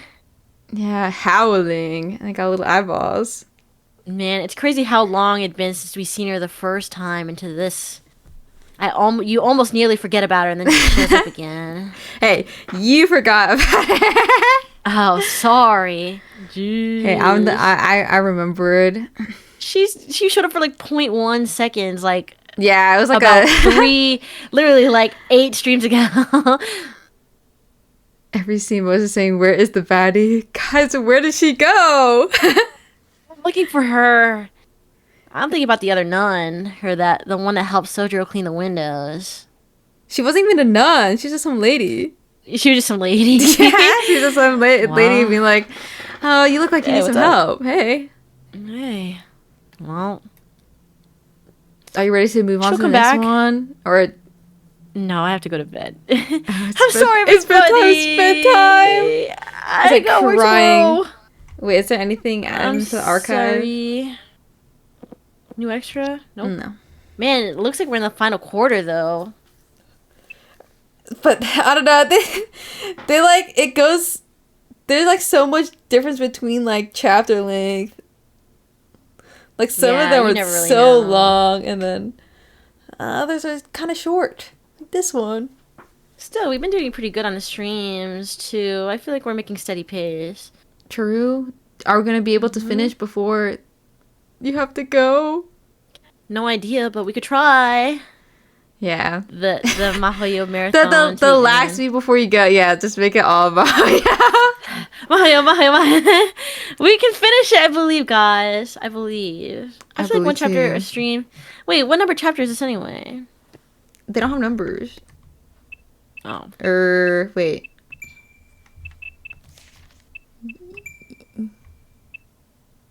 I feel like they did. No, I feel that one was 9 or something.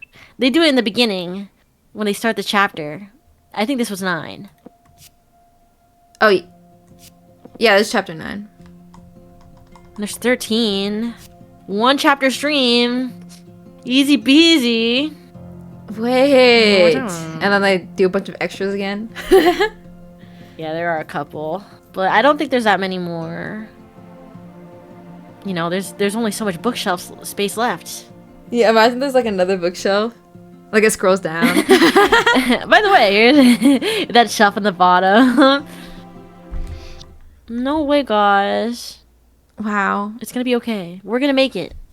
Don't worry. Girl who's going to be okay. Yeah. All right, but thank you, everybody. I do have to go to bed for work, but next week we do a little longer. For sure, right? Actually, no, never mind. It's your birthday. I don't know what we're gonna do, not gonna lie. Well, I was just gonna make it early in the week when you're Oh yeah, it was gonna be free. on Wednesday. Yeah. Okay, so yeah, Wednesdays be good. I don't know about the other ones. I guess we'll have to play that by ear. Yeah. I don't know when my last stream is going to be before my hiatus, though. I'm thinking it will maybe be sometime early March. Maybe the 8th or something, guys. That's so I tell soon. you that straight up. I know, That's I so know. soon. Sorry. We're cooked. My bad. When do you think it'll be next available? Like past that? Yeah. I have no idea. Sorry, everybody. No idea. The uncertain So, future. Oh. So scary. But it's okay. You guys will be okay without me. And I will still be an active chatter anyway. So do not worry. Chills. Imagine we don't we aren't able to finish. We never on come time. back. Yo, Ooh. I have to continue No. without you. You wouldn't make me do that, right? No, I would never make you do that. You'd have to call me on the phone and we'll have to watch it then. And I'll be on my I put you phone, on speaker. Hey. It's my turn to read. Okay, so it'll be fine. Don't worry your pretty little head about it. True. Okay. Yay! Alright, well, who are you rating, Motoberry? I don't know. I have to look.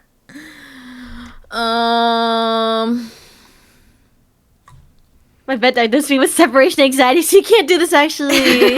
I don't know how to reassure you. I'm sorry. So it's okay. I'll check in often. No worries. Trust. Yeah. And I still have to draw daily anyway. Are you still doing the daily drawings? I'll just do it on my phone. True. Don't Do it with your worry. finger. Yeah. That being said, I'm not gonna do it tonight because I have to go to bed right now or I'm cooked. My bad, guys. Lol. Well, It's okay. Just draw twice tomorrow. exactly. I itch my head. I don't know who to read. I don't know. Who do you got? Maybe we can try Pia. Pia. Yeah, P. I like Pia. Okay. Pia P. UFO. All right, goodbye, everybody. Thank you for hanging out and listening to us read once again. Very fun as usual. I love Mahoyo, guys. I I'm love excited it. for I every love week. Mahoyo. This might become one of my favorites. Wow. It's true. It is very fun. I don't know. I think I like I like having Solely on and like a schedule. It's fun. Yeah, it's true. I'm also glad I get to experience it with you at the same time. And we can get I start wailing. get closer. I force you to be with me every single week. I know, and I'd be complaining, but it's actually so much fun, guys. That's why it hasn't stopped.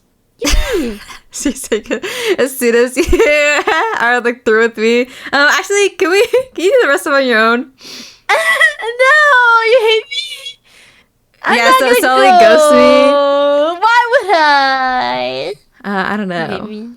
No. You just coming up with reasons. No, I'm not. Whatever. Everybody get out of here. Get. You guys will see Sully again tomorrow. And See you guys Barry's. tomorrow, guys. Yeah. And Barry's okay, it's not just me. True. It's fun. Bye. Oh, the timer ran out.